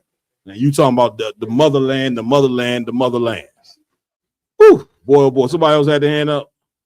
Go, read what you got, my Khan. This is out the Zondervan Bible Dictionary. Come on with it. Ham. Who? Ham. Read. The youngest son of Noah. Noah had 3 sons, Ham, Japheth, and Shem. Read. Born probably about 96 years before the flood. Come on with it. And one of 8 persons to live through the flood. Let's get it. He became the progenitor of the dark races. He became the progenitor of what? Of the dark races. Read. Not the Negroes. Not the who? Not the Negroes. Y'all hear that? Not this coming from scholars right here. Zondervan Bible Compact Dictionary are top biblical scholars. They done the research and they telling you right, I hit it out of the Bible, Ham is the father of the dark races, but not the Negroes. The Negroes are you, black people. Right. The Negroes are you, Hispanics, Native American. You the one of Negroid descent. But that whole thing about Africa don't pertain to you. Now let's find out who Ham is the father of. Keep reading. But the Egyptians, we know the Egyptians, is African. Go ahead. Ethiopians, African, Libyan, Africans, and Canaanites, Africans. Come. That's it. That's it. You understand? This is out the Zondervan. So I mean, at some point, man, you believe whatever the hell you want to believe, man. We're gonna go on teaching the truth, and Lord allow people wake up to who they are. Well, come on, Mariah. Like if I could, Please. The brother was just thinking the same thing about the Zondervan dictionary. Mm-hmm. But I got another if I could. Please. To the book of Exodus chapter 11 and verse 7. Come on with so you people can understand this is coming from the word of God, Mm-hmm. not our mouths, not commanded Gina, but from the Most High God. This is the book of Exodus chapter 11 verse 7. But against any of the children of Israel shall not a dog move his tongue against man or beast, that ye may know how that the Lord doth put a difference. Doth put a what? Doth put a difference between the Egyptians and Israel. That's crystal clear. Get it, brother, a hand for that. That was heavy. Lamar, where we going next? Come on, sir. Of course, we got to speak on Christmas. You understand what happened across the last few days with Christmas and Christmas Eve. So first off, we got a merry brawl that happened recently on the streets. A merry brawl.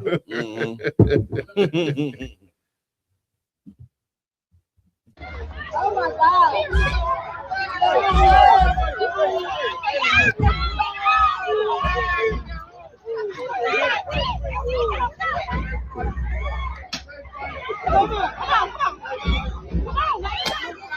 I got on the shirt that said the Grinch. I guess you came to destroy the Christmas tree. Dang, they get it on out there.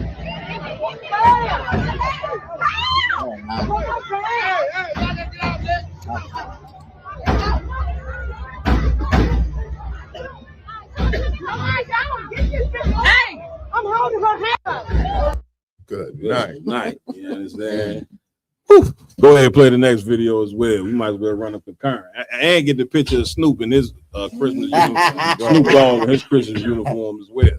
But get me right on this, Aroma One. I thought Christmas was all about happiness and joy. You know what I'm saying? What in the hell they doing out there scrapping in candy cane uniform? Get me right, G. Man, Cap. I would think since they all dress the same that they family, cousins, sisters, they came friends, together. Something. Yeah, they out there scrapping. They came together. You know what I'm saying? In uniform, looking like candy canes, and out there scrapping. You know what I'm saying? Like cats and dogs. Right. You know what I'm saying? To go to show you that the spirit of Christmas ain't what you've been taught. You know what I'm saying? The spirit of Christmas is totally is vanity. You know what I'm saying? It's all about women. Listen, when a Christmas party come, what your woman do at the Christmas party? She whore herself out. You see what I'm saying? A Christmas represents a demon of America. It ain't what God is. This is not God inspired. Are you crazy? People receiving gifts that they haven't earned. You know what I'm saying? Or that you know what I'm saying? That they haven't earned or they don't even deserve. You see what I'm saying? That's why you don't have appointed holidays. You give gifts when people earn them, not on the appointed day. Right. Because what does that mean? When you give on the appointed day, what influence does a person have to change their life if you giving them gifts on an appointed? They don't have no inspiration to change because they know I could be a monster, I could be evil, and then on this particular day right here, you know what I'm saying? I'm getting gifts no matter how I act from day to day. You know what I'm saying? Wrong one, please. What's the purpose of all them sisters in half naked in silk pajamas having a party anyway? Yeah. It was probably a sexual deviant in there. It's like if you look around these holidays, a lot of sisters started to do that. They gather themselves up all together with these raunchy clothes on. They juke twerk it all in the video camera, slapping each other on the tail. Doing these little Christmas parties. And it ain't got nothing to do with the whole thing, the so-called theme of Christmas. It's just a bunch of women that want to be children. Well, this it happens like this because you're worshiping a tree, right? Right. What knowledge does a tree have to give you? Right. What wisdom does a tree have to give you? This is like the tree represents an idol. The idol represents a god. You understand? And so Christmas is really the foundation of it is to really just get money from poor people. Right. You know what I'm saying? Because you spending all that money, who reaps the benefit from black and brown people celebrating Christmas? The white man does. His economy gets a goddamn boost, you know what I'm saying, from Christmas, from from you following what is his idol. Now, what is the tree? What is the tree teaching these sisters? Is it teaching them how to be better women? Is it teaching our young men on how to be better? It ain't teaching them, which is why you don't celebrate. Right. But now when you go in the Bible and you read about the stories in the Bible, the Lord got his own high holy days. And when you celebrate them high holy days, it's a purpose behind each holy day. You get my point? Like we just celebrated, you know what I'm saying, Hanukkah, which was about what? The Israelite brothers taking back the temple from the Greeks. Right. Now, when you teach your people that and we sit down and have a feast, you're putting something into the people now. You know what I'm saying? That they can say, well, if our people took back the empire, took back our country from the Greeks during the time of Hanukkah and we celebrating that, well, that means we in the same predicament right now. And we should be doing what the Maccabees brothers is doing. The Maccabees was niggas. Damn right. With braids and afros that went to war against the Greek Empire and came and took back our temple, and we have a feast about it every year. That's right. That's what when you celebrate these things, this puts something into the people, man. You understand? These you some sisters right there, they acting like that because ain't nothing getting put into them. Christmas is a total failure for trying to fix for us looking to that as a day that we should celebrate. The Christian church, who is promoting for you to celebrate Christmas, they are a total failure at teaching sisters on how to conduct themselves, which that's your end result right there. Some sisters who came together in candy cane lingerie out there scrapping like cats and dogs. Right. You understand? What's the next joint? My son has me boo-hoo crying. We go to Marshall's and the cashier asks us if we having a good holiday, and we like, yeah. And my son go say, yeah, even though my mom only got me 7 presents. Not knowing what the presents is that he got. Like, I spent a lot of money on him. I really did. One of his gifts being a PS5, but it's just like knowing how hard I worked to like get everything that I did for him. And mind y'all, my son he's about to be 7 2 days after Christmas, but like damn. I don't know if I'm like too sensitive for this world or what, but oh my God. Mind y'all, like I'm the parent making stuff happen, making Christmas happen and stuff. And I get that he's only 7, but that just really hurt my feelings. Hear him say that to a stranger, like my mom only got me 7 gifts. Like my back and my neck, my body, I'm a CNA, has been hurting for weeks. To even be able to, working nonstop, to be able to provide and get him when I did get him, and to hear him say that, oh fuck. I don't know if I'm like overreacting. You can stop it right there. What we doing, Aki? Boy, it's like I said, like this is heartbreaking. This is real heartbreaking. Let's show you how diabolical Christmas is, because this sister doing the best she can to provide for her child, and she went out like she just said. Her back, her her neck, everything hurt. But she a CNA. The job of CNA is excruciating in itself. You're damn right. She putting in extra hours, doing doubles and things, and then to her to be on live crying like that because she's providing life for her child, but her child don't understand the Christmas spirit has changed her child's mind to not be appreciative. Somebody give me a gift to stroke the heart. Go ahead, Lamar. Come on. I was gonna tell you, like, the whole people think that Christmas is all about camaraderie and coming together and being thankful for family and all that, and giving people their gifts for appreciation. But really, it's on the flip side. Christmas is all about being vain and greedy and lustful for items that you believe that you deserve. It's like your birthday is. You think you need to be worshipped. Give me this, give me that, give me that gift because I'm so great this day. It's not about you giving it away. It's about you receiving the gift. That's it. You know my point? And then it's because your expectations are, well, I'm the greatest on the earth. Everyone needs to adore me.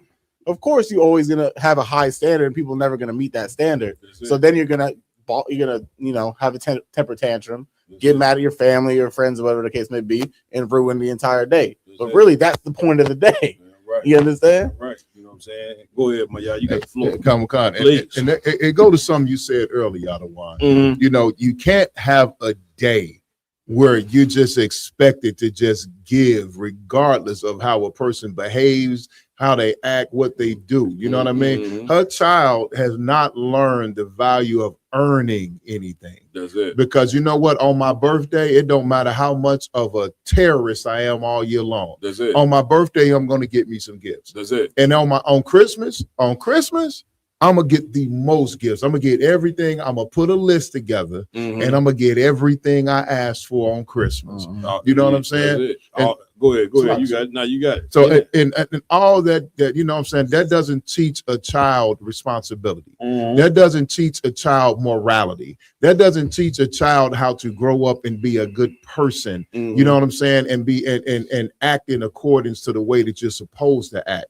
All it teaches a child to do is just hold on to this time of year, and you're gonna get what you want no matter what. Listen, at 7 years old, he already a gritty bastard. Yeah, Colin McCann. Like it look crying, you know what I'm saying, over 7 gifts. He must have grew up when we grew up.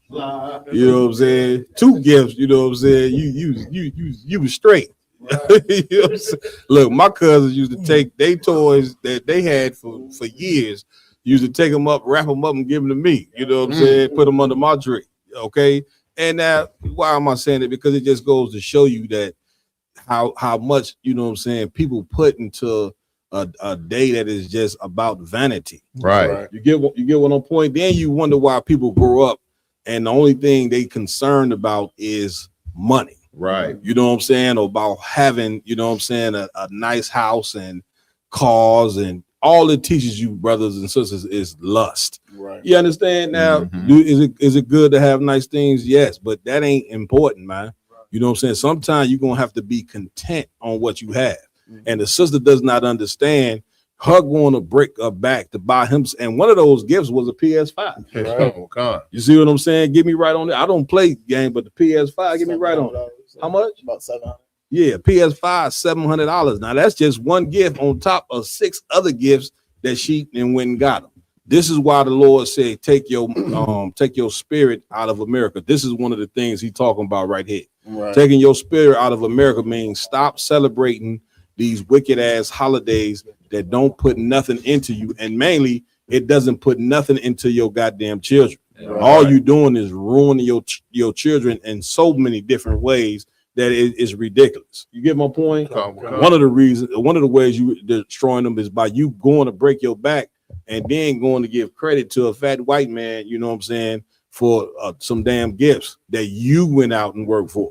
Then once your children find out that you've been lying about Santa Claus, now they believe it's okay to be a damn liar. Right. You get my point, but you think you putting morals in the children by having them celebrate Christmas.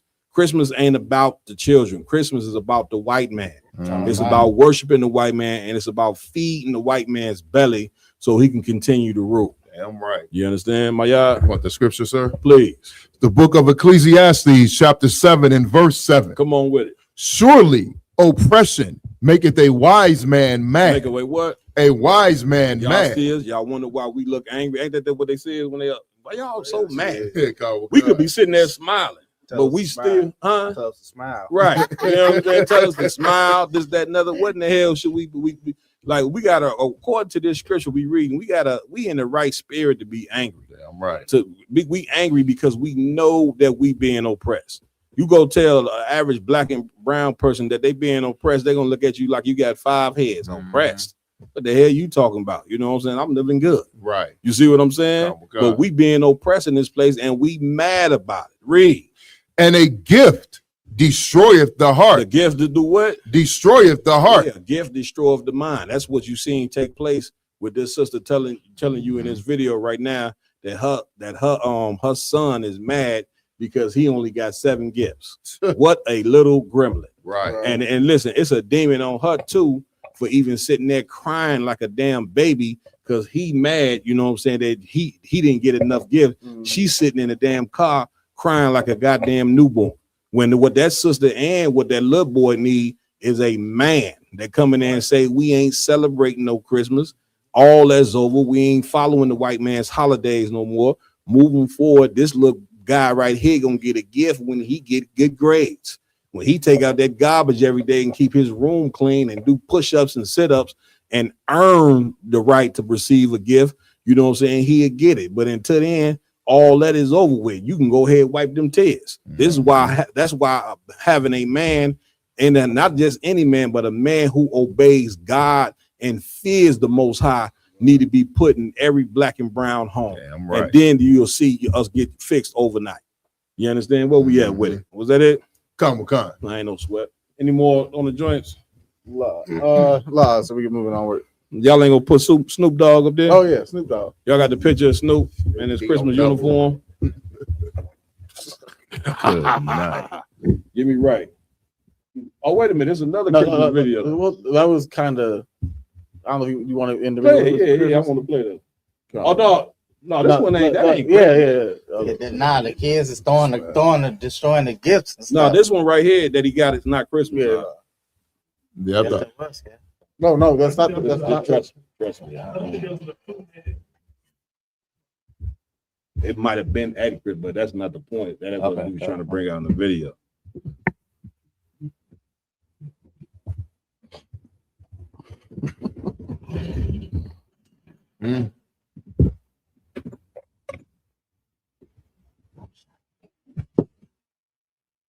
Hold on.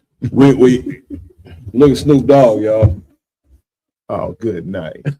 Dressed like Santa. Look at Snoop. What a picture at where he was standing in between the Edomite. I think you can scroll down.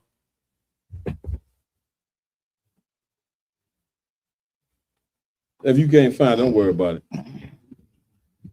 I just want to say this, man.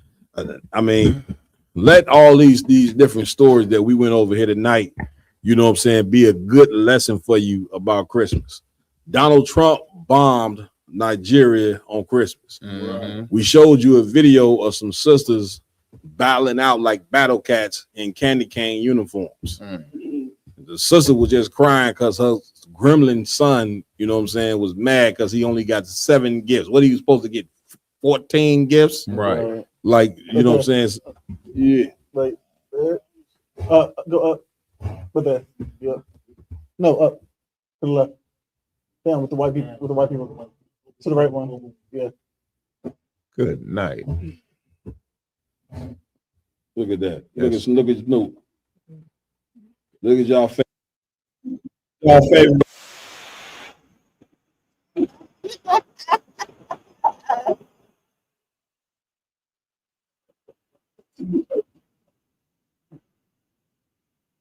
Snoop face. You look like an Arab.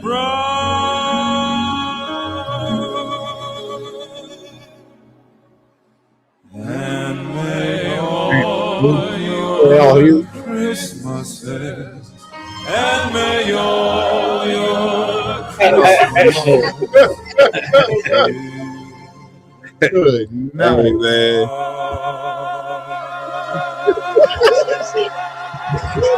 He's dreaming of the white Jesus.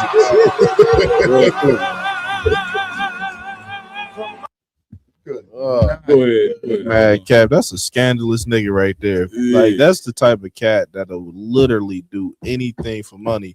I'll be surprised if he ain't been at a Diddy party, a Epstein Island, or something. Come on, man. You know what I'm saying? At the end of the day, you know what I'm saying? You knew Snoop was gone the minute he was doing a show with Martha Stewart.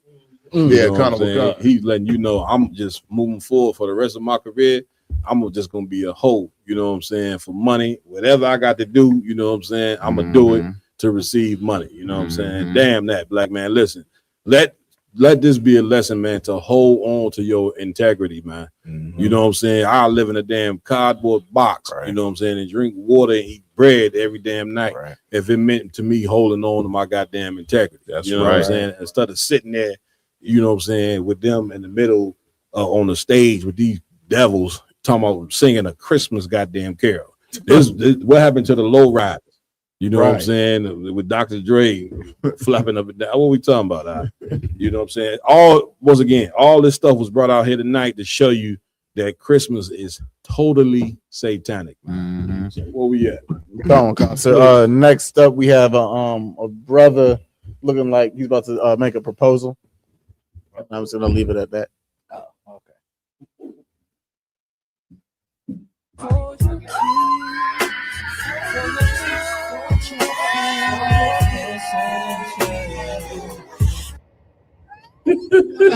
Angry man. Israel, y'all got to get me right. You know what I'm saying? play that video one more time, man. Y'all got to get me right.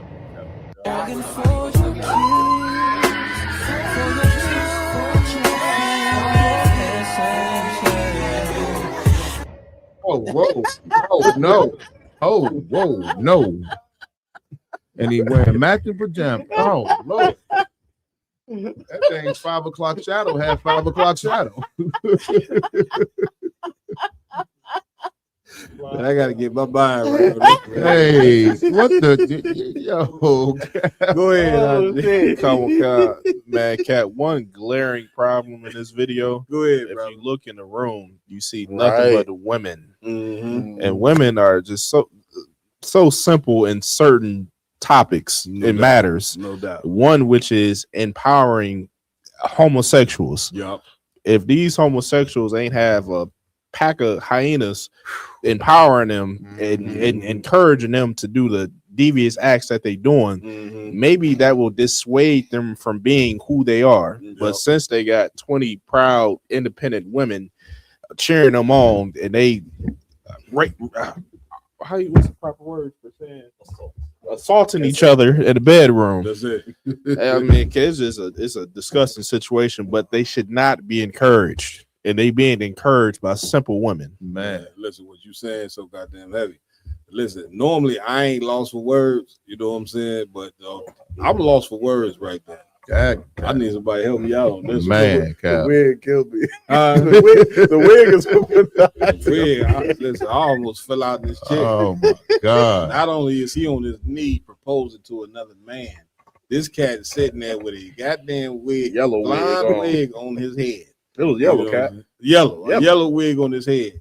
And like Iwalum said, the sad part is a bunch of sisters around sitting thinking that this is okay. And then you black women wonder why, you know what I'm saying, you can't find a man. Right. You know what I'm saying? You can't find a man because you sitting around thinking that something like this is funny. And this is hilarious and this is cool that that a man, you know what I'm saying, is on his goddamn knee, you know what I'm saying, proposing to another man, you know what I'm saying, and y'all sitting around like this is okay.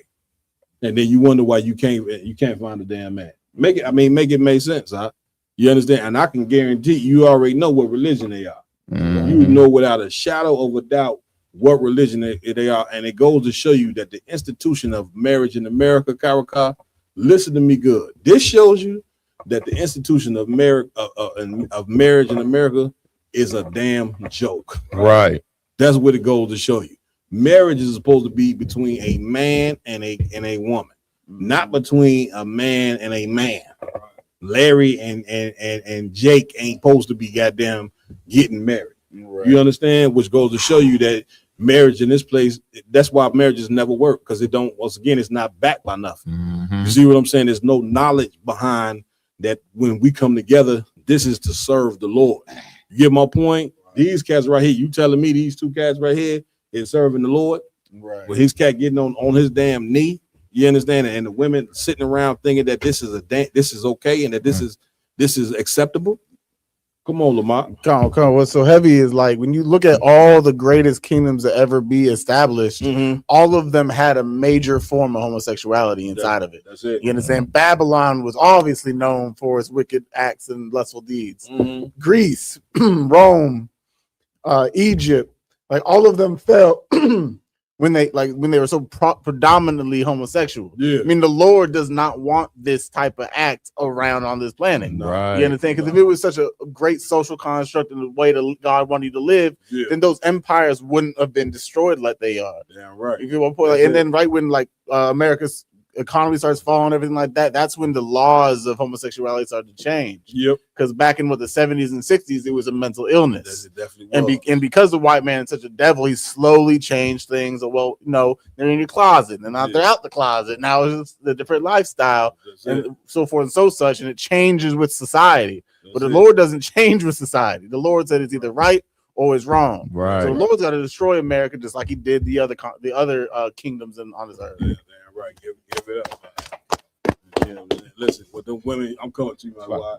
But yeah, what them women should have did was when they seen that transpiring, got up and walked the hell out of that damn house. Like, you know what I'm saying? Like, you women, this thing of us getting back to ourselves as a people, it ain't just on the men. Women, you have to stand against men, you know what I'm saying, becoming homosexuals, or you know what I'm saying, it's going to destroy the fabric of who we are as a people. See what I'm saying? And so go ahead, my y'all. Hey, Sluggy Cap. You know what I mean? Like you said, you know what religion all of them in there are, you know what I'm saying, a part of. When I looked at that, Cap, I'm looking like that's the choir and the choir director proposing to one of the altar boys or something. You know what I'm saying? Like, without a shadow of a doubt. You know what I mean? Like it reminded me of, you know what I'm saying, my cousin, May He Rise Again, you know what I'm saying, fell into that lifestyle. And the way I found out about it, because he was diehard in the church since we was kids. And the way I found out about it, you know what I'm saying, is one day I went to church when he come to church. After church, went to hang with his church members. He was in the choir. So yeah, I go back to hang with him and the rest of the choir. You know what I'm saying? And as soon as they started drinking and smoking and got real comfortable with each other, man, Cap, I'm talking about, I realized that I was in a room full of sodomites. It was a brother in there that had a rib, and she's sitting on his lap. And the more he started drinking, the more feminine he got. Brother, you know what I'm saying? Listen, Mariah Alley, you said it best, you know what I'm saying? Absolutely insane. And this is what happened, you know what I'm saying, when you forsake the Lord. Don't you ever think for one iota that you sitting there, you know what I'm saying, serving God when you go to church on Sunday. You know what I'm saying? This is proof that you are following Satan at this point, living here in America. And listen, here's the other sad part about it all. That cat sitting in there with that blonde wig on his head, he think he better than the woman. Yeah, We went over this in class, you know what I'm saying, Wednesday night. You know what I'm saying? These homosexual men, they believe they butthole is better than a woman's vagina. You know what I'm saying? My red put me on to the term, you know what I'm saying, the other day when I was that we at the crib chilling. She said they call it boy pussy. You know what I'm saying? Which is a man's asshole. Excuse my language. You know what I'm saying? I'm sorry for the vulgar language that I have to use, you know what I'm saying? But anytime a man think his asshole, you know what I'm saying, is better than a vagina that was made, you know what I'm saying, for a man to indulge in, you know what I'm saying, brother, you are out of your damn mind. Right. You get my point? Boy, we are in here.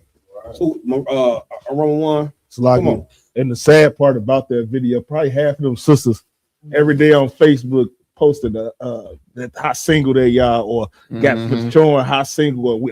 I wish I had a man. Meanwhile, they sitting there indulging in two men getting together. The man you was probably supposed to have, you let another man take it. You know what I'm saying? Diabolical.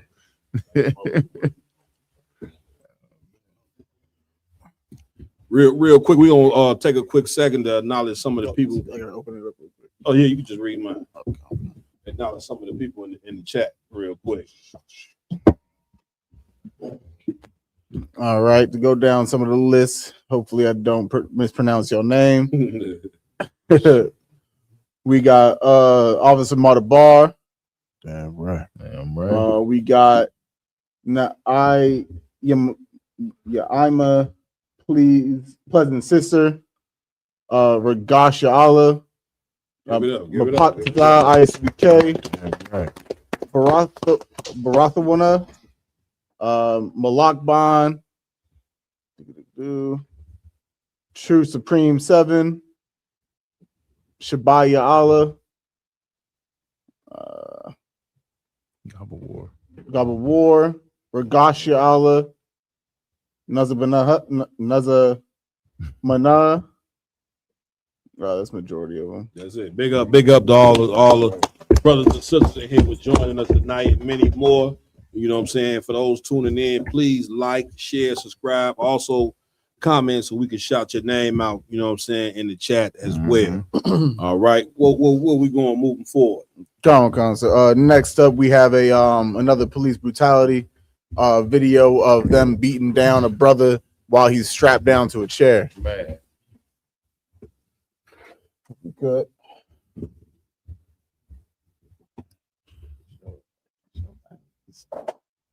Well, we're showing about.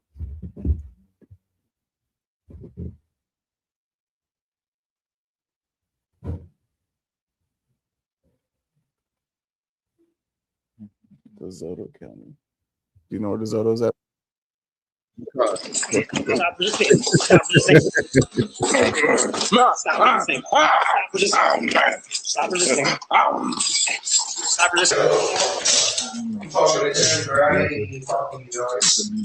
Ain't like that, dog. Yeah.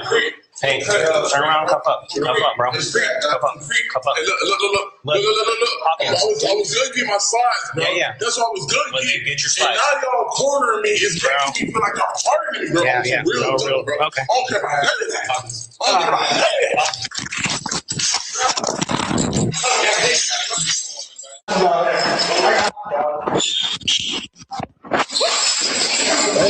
Shit, are you okay? Why are you? I'm so sorry. You're good. I'm so sorry. I'm so sorry for you. I'm so sorry for you. Yeah, get up. Yeah, that's a different cat from now. Yeah, the main one was the brother in the beginning. As you can see, they talk about stop resisting. They got a strap around his chest, and his arms are tied down to the arms of the chair, and they talking about stop resisting.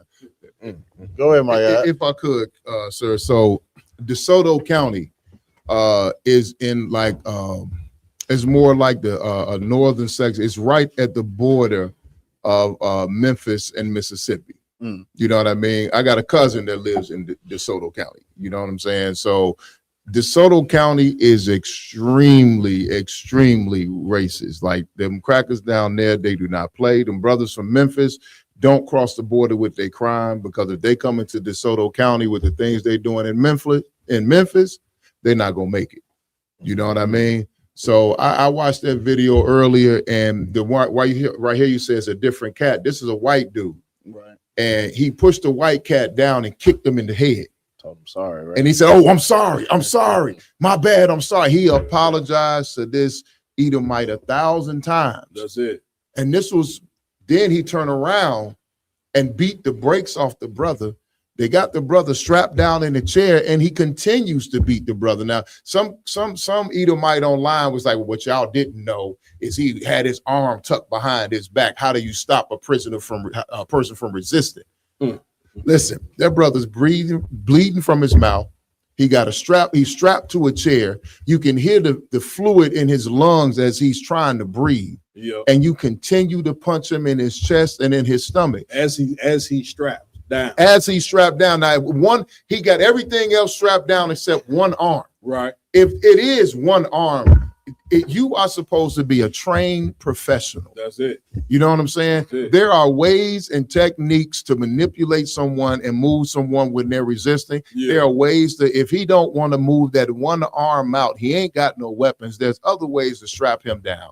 Yeah. But they choose, once again, to treat us like even less than animals, Cap. Well, listen, you just said something that was heavy. You said trained professional. Mm-hmm. The thing of it is the white man can never be trained right to be something, you know what I'm saying, that he's not. Right. He ain't a man of honor and peace. Right. Especially when it come to us. You see what I'm saying? And like trying to train him is like saying you're gonna train a tiger, you know what I'm saying, and a lion to be domestic. Right. How many times you turn on a video clip of some man in a circus being attacked by lions and tigers that he's sitting there trying to entertain you with in the circus, and they eat his ass alive right there in the goddamn in the middle of the performance. Why did this happen? Because tigers and lions aren't meant to be trained. Right. There's some animals that ain't meant to be domesticated. And the white man ain't meant to be domesticated, meaning you can't never turn this man to be a man of peace and to understand your pain. Right. You understand? Like Right. that was just such a sucker move to pin the brother down and punch him, you know what I'm saying? To basically he was trying to kill this cat. And he ain't give a damn about a camera or nothing else. That's the same way a lion or a tiger don't give a damn about a camera if they being filmed by National Geographic. Right. They don't care about no camera. They gonna do what they do. And this is who, do you understand? Like how much longer do this type of stuff got to go on for us to understand that the best way for us to deal with these people is to totally separate from these people. Right. You can't have your enemy policing your neighborhood. The police is meant to protect the neighborhood. But the problem is that when you got your enemy trying to protect the neighborhood, it's going to be an all-out war. Like what in the hell you think the Black Panthers got started for back in Oakland? Do the research.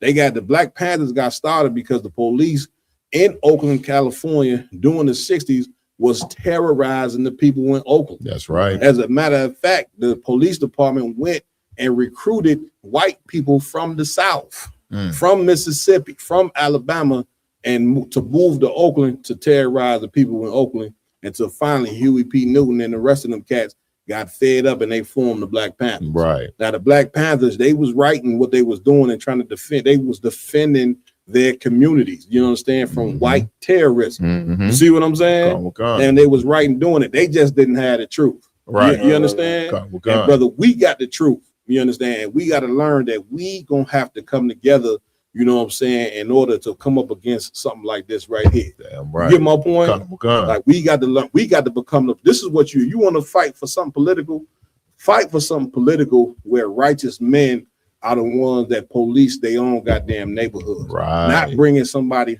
from a total different neighborhood that the closest thing they seen to a black person was looking at Boys in the Hood. Right. They look at Boys in the Hood and look at South Central or look at a movie and think they understand you. And then come talking about police in your goddamn neighborhood. Right. Didn't we should have learned from Rodney King, didn't we? They you ain't see how they beat the hell out of that goddamn brother right there on live TV. You see what I'm saying? And here's the thing: when even though Rodney King got beat like that, when they went in court and all them white officers got off, white people was happy. Yeah, remember the country was split. Black people was mad, but white people was happy that them white officers got off that committed a crime before the world. Right. You know what I'm saying? On national TV, white people was happy. And I break up my point in saying that. You see how that brother was doing right there? Here's the point that you need to see. And big shout out to Roscoe Rob because he released this video, and you know what I'm saying, by just sitting there looking. And Roscoe Rob, can you please give the people the insight on what white people were saying in the comments? You know, we're show our people what these white people were saying in the goddamn comments about how this brother was treated. Please explain. So I'm gonna read this devil comment right now. Please do. So it's Elias, so it was a comment right here.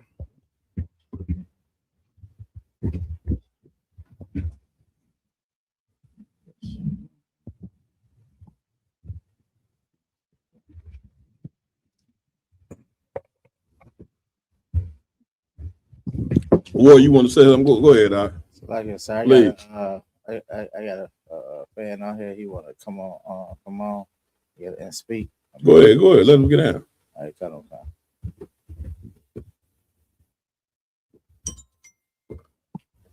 I got that comment right here, so when we go read it real quick.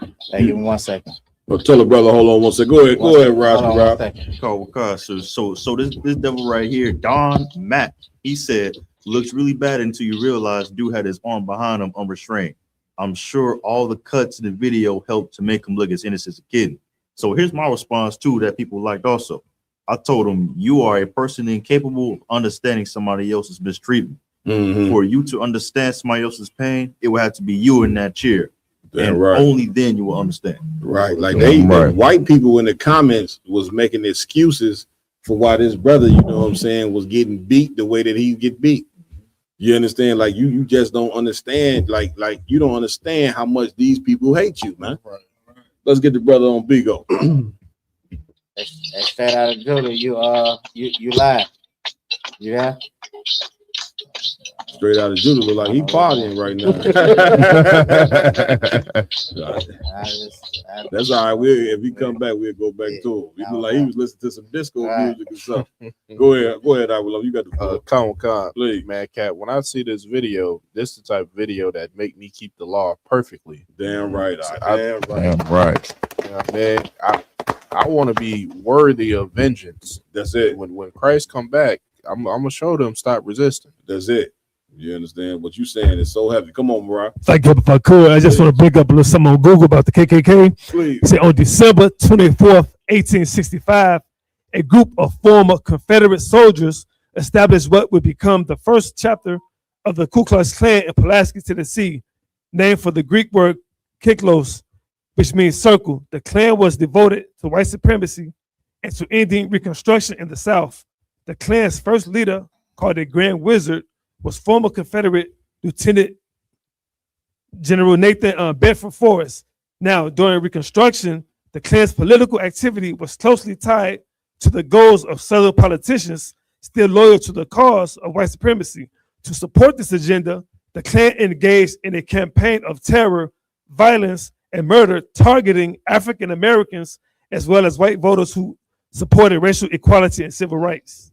Damn right. You understand? That's heavy that you bring that out because a lot of them KK members, you know what I'm saying? Like people always say, this ain't the first time you gonna hear this, but they turning in them hoods for just a badge, you know what I'm saying, and a gun. You know, KKK ain't went nowhere. They just said, let's go join the police department. Let's go join the FBI. Let's go join the court system. You don't think some of them judges that sentencing our sons to 100, they giving some of our sons 200 years for a crime. Right. Some of them three life sentence, 6 life sentence. Man, the nigga ain't gonna even live that long. Right. But it just goes to show you how much they hate you. They give our people so many years. They want to give you that many years because they like, man, he might die and come back. Like the white man, he's so diabolical that he'll give you so many years to where you die, and when you get reincarnated, he'll be like, well, you know, you got to go serve the rest of this time. Right. You'd be like, damn, I was dead. You don't care. You got to get the time. A warrior. Like out of one. Please. Oscar Kamara out of Florida. He want to come on. Man, bring Kazak them on, man. Let's get it. Kazak, you there? Hey, Shalom, Yeah, about Shimmy Sharakathon. What's going on, soldier? Hey, Salak Yadawan. I just wanted to say, I did this little debate about Gentiles or other nations being in the kingdom last night, right? Okay. And leading up to it, I watched a lot of debates from Captain Tazariak debating people on it. And the crazy thing that just came to my mind when you was playing that is most of the debates that Cap did trying to say to other nations with people who we would call Israelites, like black men. Right. Debating I don't never see no white apologists trying to get into no black man's heaven. And then when I see videos like that, I'm like, why would we want some people like this in our heaven? And would they even want to be in a black man's heaven? Right. So I just wanted to comment on that and say, like, when you see, y'all do this every Friday. General Yohana do it on Monday. It's so many videos all across from these brothers got them in Memphis. We got them here in Florida. They got them out on the West Coast of these people being horrible people. And all we got is our people trying to fight them to get in your heaven. Damn I don't right. make no sense. I just wanted to say that, see what y'all had to say about that. Man, get a brother a hand for bringing it out. Man, listen, Because Zach, what you bringing out, you know what I'm saying, is what General Yohana been bringing out for a very long time, is our relationship with white people is an abusive relationship. You understand? And it's psychological in this, that we've been abused by these people so long, and our minds, brother, we can't live without them. You know what I'm saying? It's like a woman who's been abused that think that she can't survive, you know what I'm saying, without the man who knocking her teeth down her throat. You know what I'm saying? That's blacking her eyes every day. You understand? She's so destroyed that she is basically feels like she's tied to the abuse. You understand? Like the abuse, you get abused for so long, brother, the abuse is like love. You understand? Like you think that you did this is what you have to endure and have to put up with, when, brother, that is totally far from the truth. So when you see our people come up against us, man, and try to get white people into the kingdom of heaven with us, just understand that those people that do that are totally sick. You know what I'm saying? They suffer from a very, very severe mental illness, and only thing that you can do is pray for them brothers and sisters. That's what the scripture talking about when it say pray for our enemies. It ain't talking about pray for the white man. It's talking about pray for those people of yours that are enemy to the cause of ours. Mm-hmm. You understand? It's some people that's enemy to their own people, and that's what it's talking about in the Bible. Pray for them. Pray for them people, you know what I'm saying, who have joined themselves and married themselves to white supremacy and have no plans of ever letting white supremacy go. They're going to go down into the grave with America. You know what I'm saying? The good thing is that all of us don't think this way. You know what I'm saying? It's some of us that the Lord has reserved, according to the Bible, the Lord have reserved men and women that have no plans of bringing white people into the kingdom of heaven. And those brothers and sisters should be applauded for that. Right. You understand? Come on, let's bring one more on. Let's get it. It's like I don't want. I got DJ Watch. If he's trying to come on, I'm gonna bring him on. Bring him on. Shalom, Go ahead. Who is this now? His name DJ War Chief. Yeah, Israelite. DJ War Chief, you there? I'm gonna bring him on. Connect him. There you go. DJ War Chief, you there? Yes, I'm right here. Y'all about Hashem, y'all Shabbat. What's going on? Y'all Shabbat. Go ahead, DJ. What you want to say, brother? Yeah, I've been seeing a lot of, it's kind of, I don't know if y'all been seeing the same thing, but I've been seeing the trend of, the Edomites over here actually giving breakdowns on the fact that we are the lost sheep of the house of Israel. And I just find it kind of strange that I'm seeing these videos and I'm just like, I already know that, but me, I already know what they're going to get according to Obadiah. I already know what's going down. I already know what's going to happen.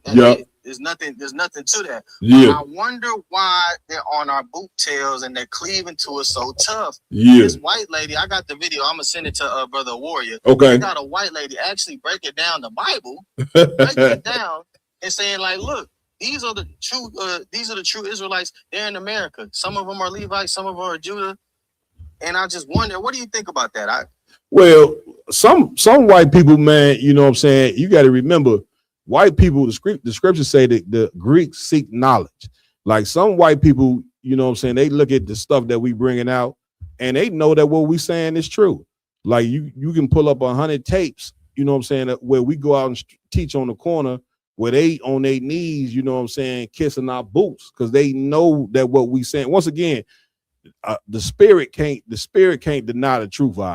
You understand? So these white people know that what we saying is the absolute truth. Right. Now, with that being said, you still got to be skeptical of a snake because they going out and they saying that and trust and believe that them saying that is them trying to find a way into the kingdom. You know what I'm saying? That's them trying to some way, somehow, you know what I'm saying, get sympathy, you know what I'm saying, for you so you can let down your guard and say, look, let these people come on in because they admitting, you know what I'm saying, that we are the chosen people. And I'm coming to you what, and that right there, you know what I'm saying, you cannot, you know what I'm saying, be thrown off by that. You know what I'm saying? We got to stick to what we know. I don't give a damn how sympathetic white people are. Yeah, you know what I'm saying?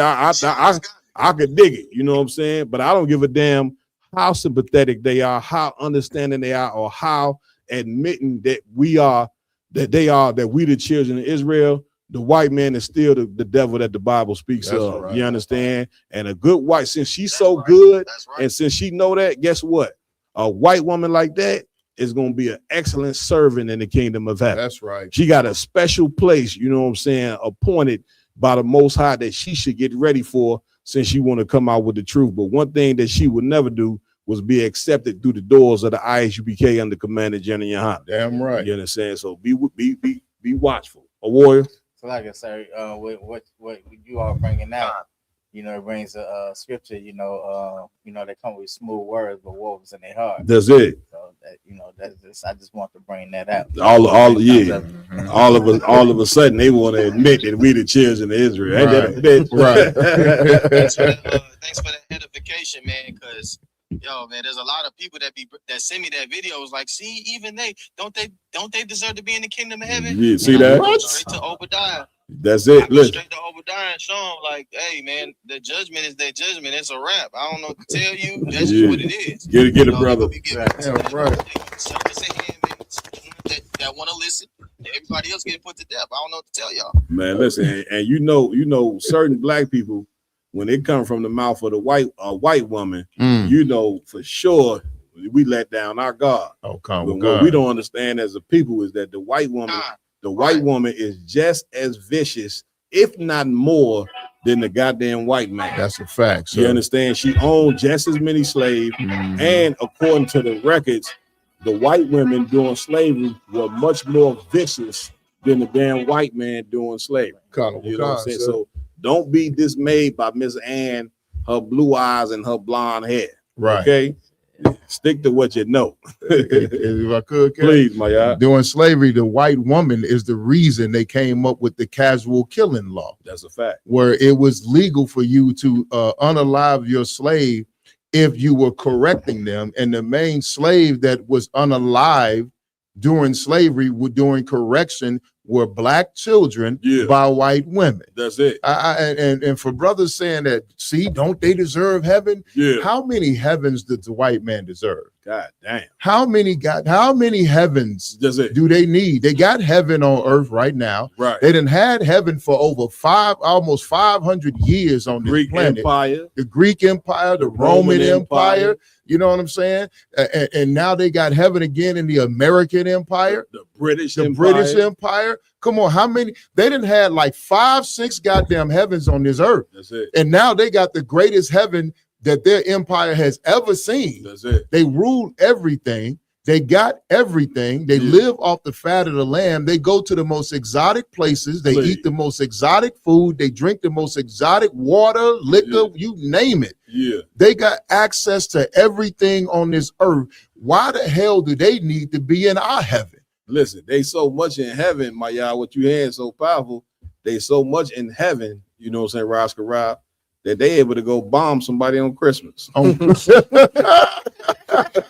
Merry Christmas. Merry Christmas. And say Merry Christmas and have a Happy New Year. Drop bombs on the Nigerian people. On Christmas. You understand? Like some of our people, they need, you know what I'm saying, they need validation from white people. Right. You see what I'm saying? They need to be able to say, see, even though, man, I didn't learn the truth from white people. Right. I learned the truth from Commander General Yohana, General Muhammad, General Mayak, General Hobb, General Shawmar, General Kathumgaba, and General Kabalama. You know what I'm saying? I learned this truth from some niggas, man. I didn't need to, you know, for some white person to come tell me who I was and for them to be, you know, justify, you know, the truth. Right. You know what I mean? I didn't need that. You know, that's for people. That's for black people who lack faith and who are totally brainwashed and are totally still under the brainwashing of their slave. It got to be their slave master. It has to be told from him in order for it to be believed. Right. Where we going next, Lamar? Lastly but not least, we have Commander General Yohana talking about what white people can do and the solution for what we could do here in America. Come on with it. % of the land mass of the United States, turn it over to black people and call it Black America. but we still have to look at a solution of how do you pull yourself out of that. I think black people need to maybe work together. But You know what the solution is? Real simple. The United States has 50 states, right? Yeah. Black people are 15% of the population, right? Take 15% of the land mass of the United States, turn it over to black people and call it Black America. Let them establish a government, get the CIA out of our neighborhoods, and we'll migrate the hell up out of here, give you every beautiful city, and we'll go build an empire like you've never seen before. Yeah, see, I'm not solution, problem solved. Crack, you got something to say? Go ahead. Now play the part with the crack.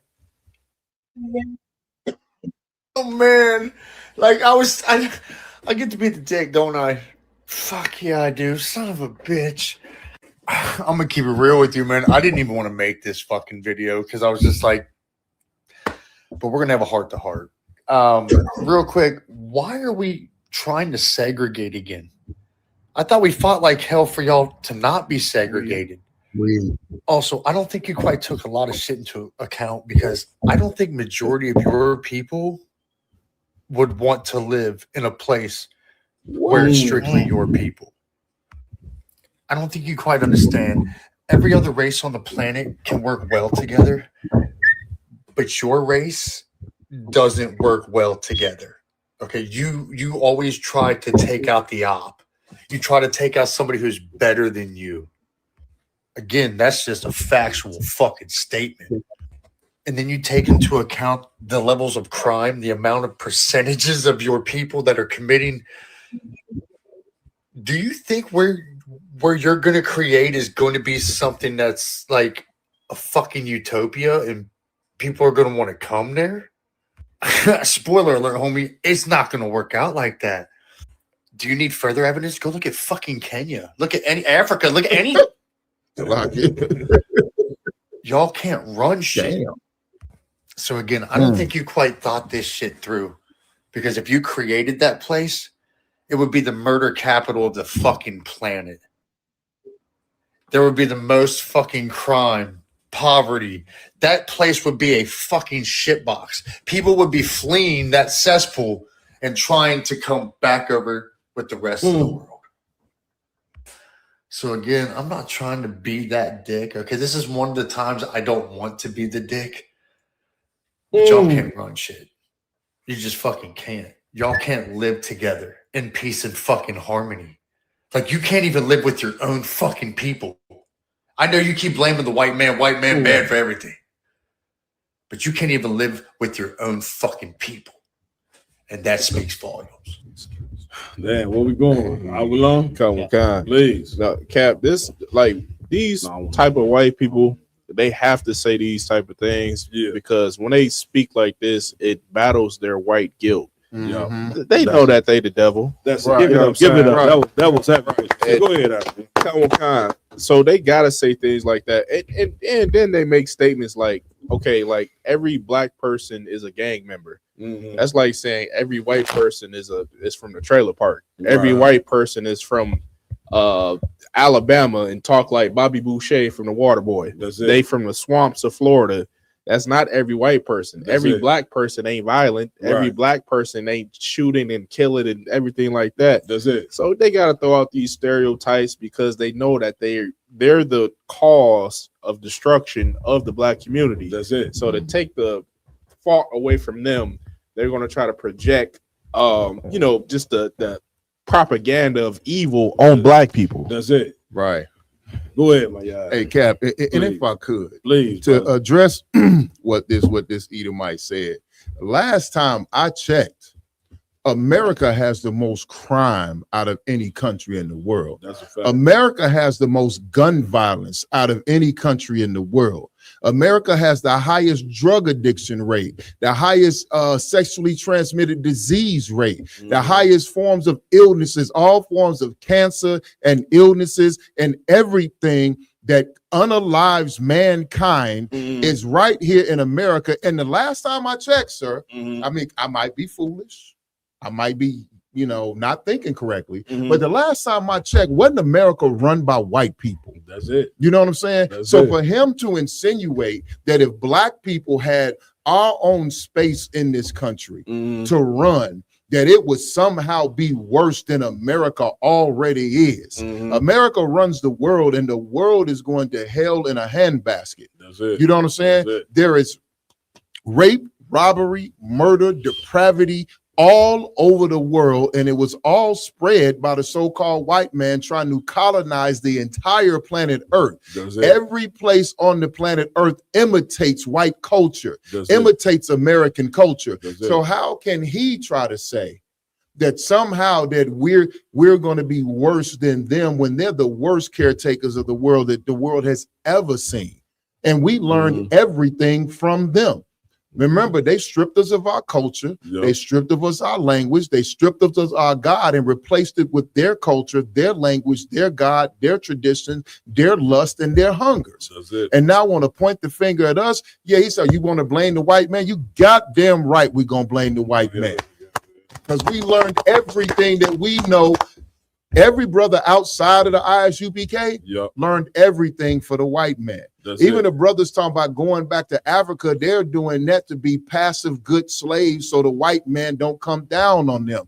But we ain't good slaves. We them runaway slaves. We them niggas in the field and in the house that didn't want to deal with master's BS no more. And we fighting back. We poisoning the well. We poisoning the water. And we running away to freedom. Damn right. Goddamn. Give it up. Give it up. Give it up, Bob. Man, listen.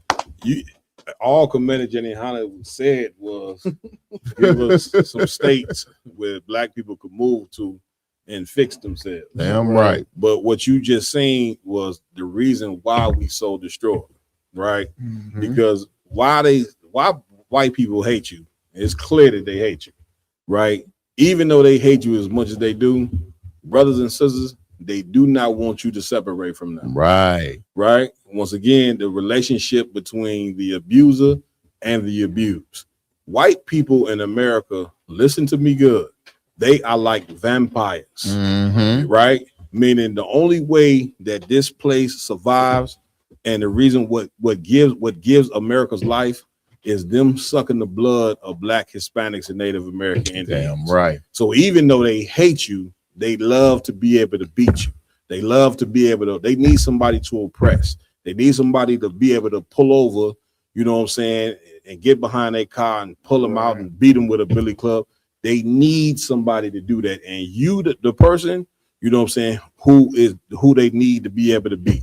You, the people, you know what I'm saying, whose blood that they love to suck, you know what I'm saying, in this goddamn empire. The only solution for us, of course, is separation from them people. You know what I'm saying? Like he said, give us 5 states where we can go ahead and institute laws and morals that'll fix us. But of course, the white man don't want you to get fixed. And what this idiot don't understand is that anything that you see black people doing in these inner cities is your fault. You understand? It comes from your laws that broke up our families. Ain't no black man wrote laws, you know, that said he was gonna feed children and house the mother, but the father had to go. Ain't no black man did that. Ain't no black man came into black neighborhoods in the 80s under the CIA and put crack in the goddamn neighborhoods. Ain't no black man did that. You did that. You the one that built prisons, you know what I'm saying, and filled those prisons with black and brown people. So don't turn and look to us and try to blame us for our own goddamn destruction. Right. You know, that's one diabolical thing to where these people hate your damn guts, but don't ever want you to leave America, which is why we need a savior, which proves that the kingdom of heaven is only for blacks, Hispanics, and Native American Indians. Because if Jesus Christ does not return, brothers and sisters, you would die a slow death in this hellhole called America. And this is why Christ was called a savior, because he ain't coming to save but one people, and that's the 12 tribes of the nation of Israel. He coming to force you out of the hand. What I'm telling you is biblical. Christ is coming to force you out of the hand of white people, because brothers and sisters, they would never let you go if Christ don't intervene. You know what I'm saying? It's going to, like they just say, divine, you run around talking about divine intervention. God is going to do a divine intervention to free blacks, Hispanics, and Native American Indians out of the hands of America. Right. He's gonna do the same thing that he did, you understand, to the children of Israel during the time when we was in Egypt. Moses didn't want to let the children of Israel go. Get me right on it. He didn't want to let the children of Israel go. He had to be forced. How did he get forced? Through plagues from God. And I'm telling you, as a certified prophet of the Lord, the Most High, the God of blacks, Hispanics, and Native American Indians, the God of Abraham, Isaac, and Jacob, he gonna do the same thing to America that he did to Egypt, which is plague the hell out of this place. Damn right. Which is why in Revelation 18:4, the Lord said, "Come out of her, my people." Come out of her. Come out of her don't mean get on the plane and fly to a country. You can't escape curses from flying from America to another country. Right. A lot of black people think that they can get on the plane and fly to Nigeria. Now you see Nigeria getting bombed. See what I'm saying? That ain't how you escape curses. The way that you escape curses is by going in that book and finding out what moral compass that you need to be keeping so the Lord can be with you to fight against your enemy. Right. That's what it means, you know what I'm saying, when it says come out of her, my people. And the brothers and sisters in ISUBK, we have came out of her. The her is America. The her is America, which is the whore according to the Bible. The whore of Babylon, that's this place right here. And we didn't came out of this place. How do you know? All the brothers and sisters that's in the ISUBK, they didn't celebrate Christmas yesterday. You understand? They didn't do that. We didn't celebrate Thanksgiving a month prior to that because we love our native Indian brothers and sisters. We ain't celebrating New Year's in about a week because we understand and know that the real New Year would never be in the dead of goddamn winter, man. Right. Are you dumb and that stupid, man? Right. You talking about the New Year, everything is dead. What are we talking about? Stop following the devil into the goddamn grave. Learn this truth, man. Brothers and sisters, get in class. ISUBK.com. Get in class, man, and take hold of this truth like you ain't never took hold of nothing else, man. Damn right. This devil right here is showing you, and this was a flat out racist right here. Come. Hate black people like some of you. He hate the sight of you, but yet he don't want you to leave him. Right. Do you understand that? Come. He hates your guts, hates the sight of you, but don't want you to leave. Brothers and sisters, that is a vampire. Damn right. Roman 1, let's go. Sluggy, I don't know if nobody said this. I did get up for a second, but he's talking about us having states when we had cities and was able to thrive in just cities. Think of Rosewood and Tulsa, Oklahoma, even Bronzeville. Bronzeville was a hub for black art. Damn right. That's right. Now, you talk about what we can do. We can't do something with 50 states. I mean, with 5 states, we had a couple cities. We had Tulsa, Oklahoma in itself would thrive so much that they had to bomb it. Listen, every time that we ever, you know what I'm saying, thrived in America or had thriving towns or cities or streets, they came and destroyed. The warrior just said it. A lot of these streets that you look at in Chicago, that's absolutely horrible. At one point in time, 95th was a thriving community. At one point in time, 79th is a hellhole right now. We had a school on 79th. You see what at one point in time, 79th was full of thriving black men. 63rd. You see what I'm saying? King Von said, I ain't from 63rd. You understand? 63rd is a hellhole. You know what I'm saying? But at one point, 63rd was a thriving black community. Damn right. How did it become, you know what I'm saying, what it became? They went and got some Uncle Tom civil rights leaders that convinced black people to get rid of their businesses, come support white businesses. You got rid of them. Now your communities got poor, got impoverished, you know what I'm saying, got bad schooling, gave laws that said take the man out the home. The white man created the ghetto. Therefore, like we always tell you, the white man is the devil that the Bible speaks of. Right. And we're going to take a hold of that all the way into Christ's return. Damn right, sir. With that, man, I want to give it up, you know what I mean, to my amazing hosts for rocking it out with me. I want to thank everybody for hanging with us on this Friday night. I know you probably get ready now to go out and party. You know what I'm saying? It's a day after Christmas. I wouldn't advise it. Right. Yeah. You a black, Hispanic, and Native Indian, I would not advise you go and be a part of the demon Christmas, because a lot of people are going to lose their life tonight in some club. Somebody going to come shoot that club up, you know what I'm saying, because the demon of Christmas is just that real. He going to come shoot that club up because his woman just whored on him. Right. Because she felt like she had to be a whore on Christmas. Right. So now her boyfriend shows up and shoot the goddamn club up and you there. You get my point? Right. Like, man, I wouldn't do it. I would stay home and chill. Yeah, right. God. With that, man, I want to give it up to my amazing host. To my right, man, give it up to Officer Lamar Yala.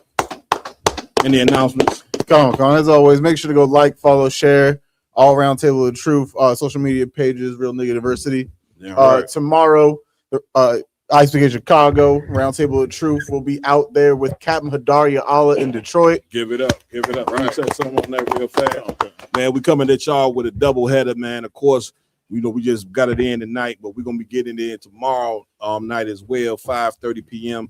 in the Detroit, Michigan. Captain Hadaria Allah, Officer Laban, and all those mighty men and sisters in Detroit. The Roundtable of Truth, we will be coming live from Detroit, Michigan. Please make sure you tune in tomorrow, 5:30 Eastern. That's Do right. not forget, we going right back live. Go ahead, Lamar. Con. If you're able to make it to the new school out there, show up to 16134 Morris Road, Detroit, Michigan, 48205. Make sure to show up. Damn right. Give it up. Also want to give it up. You understand? Officer Iwalam Gabar. You understand? Any announcements? Yeah, Cap, man. If I was you, I would make it my business to catch that podcast tomorrow. It's gonna be going down heavy. Damn right. We're gonna get it in, man. You give it up, you know what I'm saying? Right. Detroit, Michigan is definitely a major hub, you know what I'm saying, in the IHBK. Them brothers have done an excellent job. They just opened up a new school. If you Black, Hispanic, or Native American Indian, the brother just gave the address. Roman gonna put the address in the chat as well. You know what I'm saying? We're gonna be going live from the new school in Detroit under Captain Hadaria Allah. We're gonna have a great time, great podcast. Come sit in and join. You more than welcome to come. We're gonna have food, drinks, and all that. And then after that, you know what I'm saying, we may step out somewhere. I don't know. You know what I'm saying? Anytime Detroit and Chicago get together, it's always a movie. You see what I'm saying? I would probably hide the women, hide the liquor, and hide anything else you can hide. Because we definitely gonna invade. Hit me right on that, IJ. That's a fact. That's a straight up fact. You understand? A homosexual man couldn't hang around us. Right. He couldn't. We talk about women all day, every day. You know, sun up, sun down. That's right. I'm exposing you brothers up in there. Brothers in here looking at me like, you know, I got a red for on too. I don't give a damn. Hey, I'm telling you about your husband right now. Brothers like, damn. Hey, when a homosexual come around us, they do interviews on podcasts and say the reason they left is because of much polygamy. That's why I'm telling you. Now, you know, get my yard out of here. That's the camp leader of IUIC. He said the reason he left because it was too much polygamy going on. And they didn't get too many men with multiple wives. Right. Now, how sweet and he's sweet. So tender. It's tearing too much fire in the He, school. ain't that sweet and tender? That is tender. You offended because I'm walking through the door with 4 women. Now you know that only a homosexual get mad at a man having multiple. You should be impressed, right? He looking like. But you know why he mad? Because he wants to be one of the women. Like he's jealous. Damn. Because the mind of a homosexual is that he's jealous that a woman got a box and he don't. That's why they run around now talking about boy pussy. Boy, don't no real man want no ass.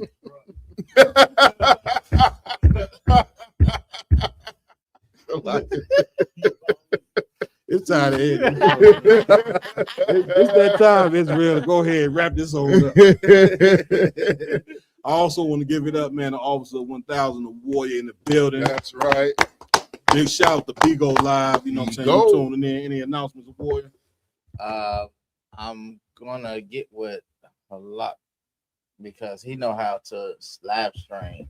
Okay. From to like off the joint. YouTube Yeah, for sure. Let's do it. So I'm gonna get with him. Okay. So days that I'm not available, we can still have damn right. And things. Most so damn right. Damn right. Big shout out to Bigo, man. All the brothers and sisters that tune in and join us in here tonight. Oh yes, lucky. Also, I do want to Cap Yatazat will be invading bingo January 3rd. That's right. Captain Yachty. Yes, Man, we call him Captain Yachty. We call him Yachty so much. I talked to him on the phone the other day. I said, damn, I done forgot your damn real name. I'll call you Yachty. Big shout out to Captain Yachty. He will be invading Bigo. On Bigo. Give it up. I ain't ready for that. Hey, listen, while we mentioned Captain Yachty, big up to Captain Yachty, Houston, and really the whole Texas, because the Passover will be down in Houston, Texas on what date? April what? April 1st through April 6th, sir. April 1st to April 6th. April 1st to April. That don't sound right. No, he said the entire entire day. Oh, from Wednesday to Sunday. From Wednesday to Monday. April 1st to April 6th, sir. Dang, we'll give it up. You know what I'm saying? We're gonna be down.